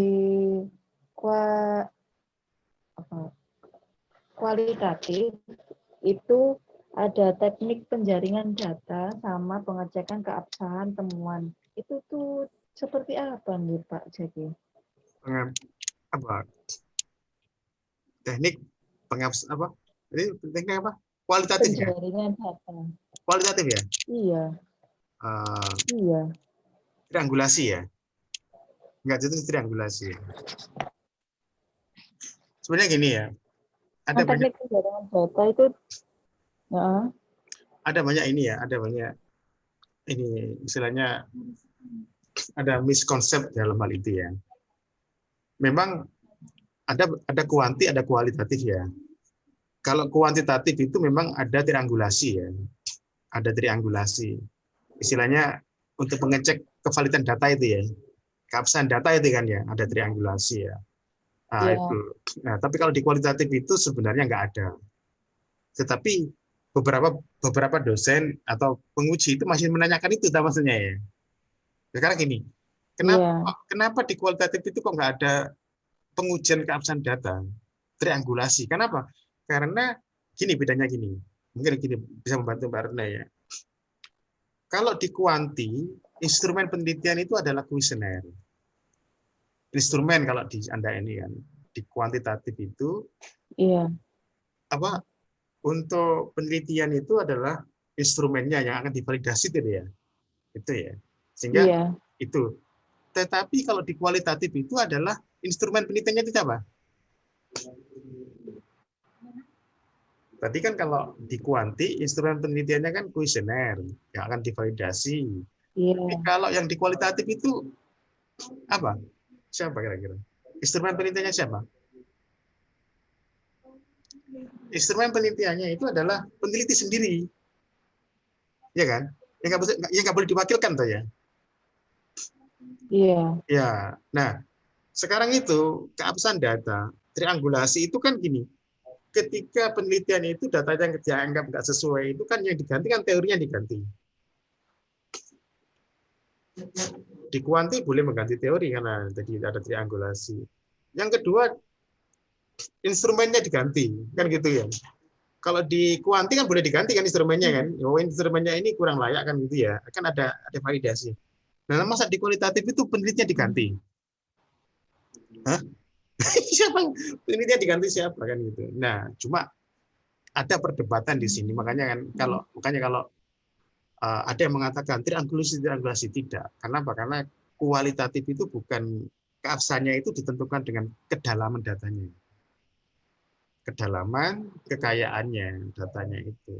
Lalu variasi datanya itu yang penting itu tiganya ini. Kan itu. Karena apa? Karena itu peneliti sebagai instrumen, nggak mungkin diganti peneliti sebagai instrumen. Atau subjek penelitian diganti kan gitu. Jadi triangulasi itu adalah mengganti bahasanya itu. Mengganti. Untuk mengecek keabsahan data itu dengan adanya triangulasi, dengan mengganti. Nah, masa diganti penelitinya? Kan ya. Wah, ini sudah mau sholat maghrib ini kayaknya. Sudah selesai maghribnya, mau selesai. Bagaimana ini? Dijeda dulu atau gimana? Atau hari ini sampai di sini dulu? Iya, Pak. Terus nanti kapan? Lagi? Besok, Pak. Online atau offline, Pak? Pak Jeki bisanya kapan, Pak? Ya sebenarnya bisa sih. Ini tadi ini misalnya apa? Ya kalau diusahakan bisa lah, kan gitu. Kalau yang penting kan kita usahakan gitu ya. Kan itu bisa. Kapan Anda minta kapan?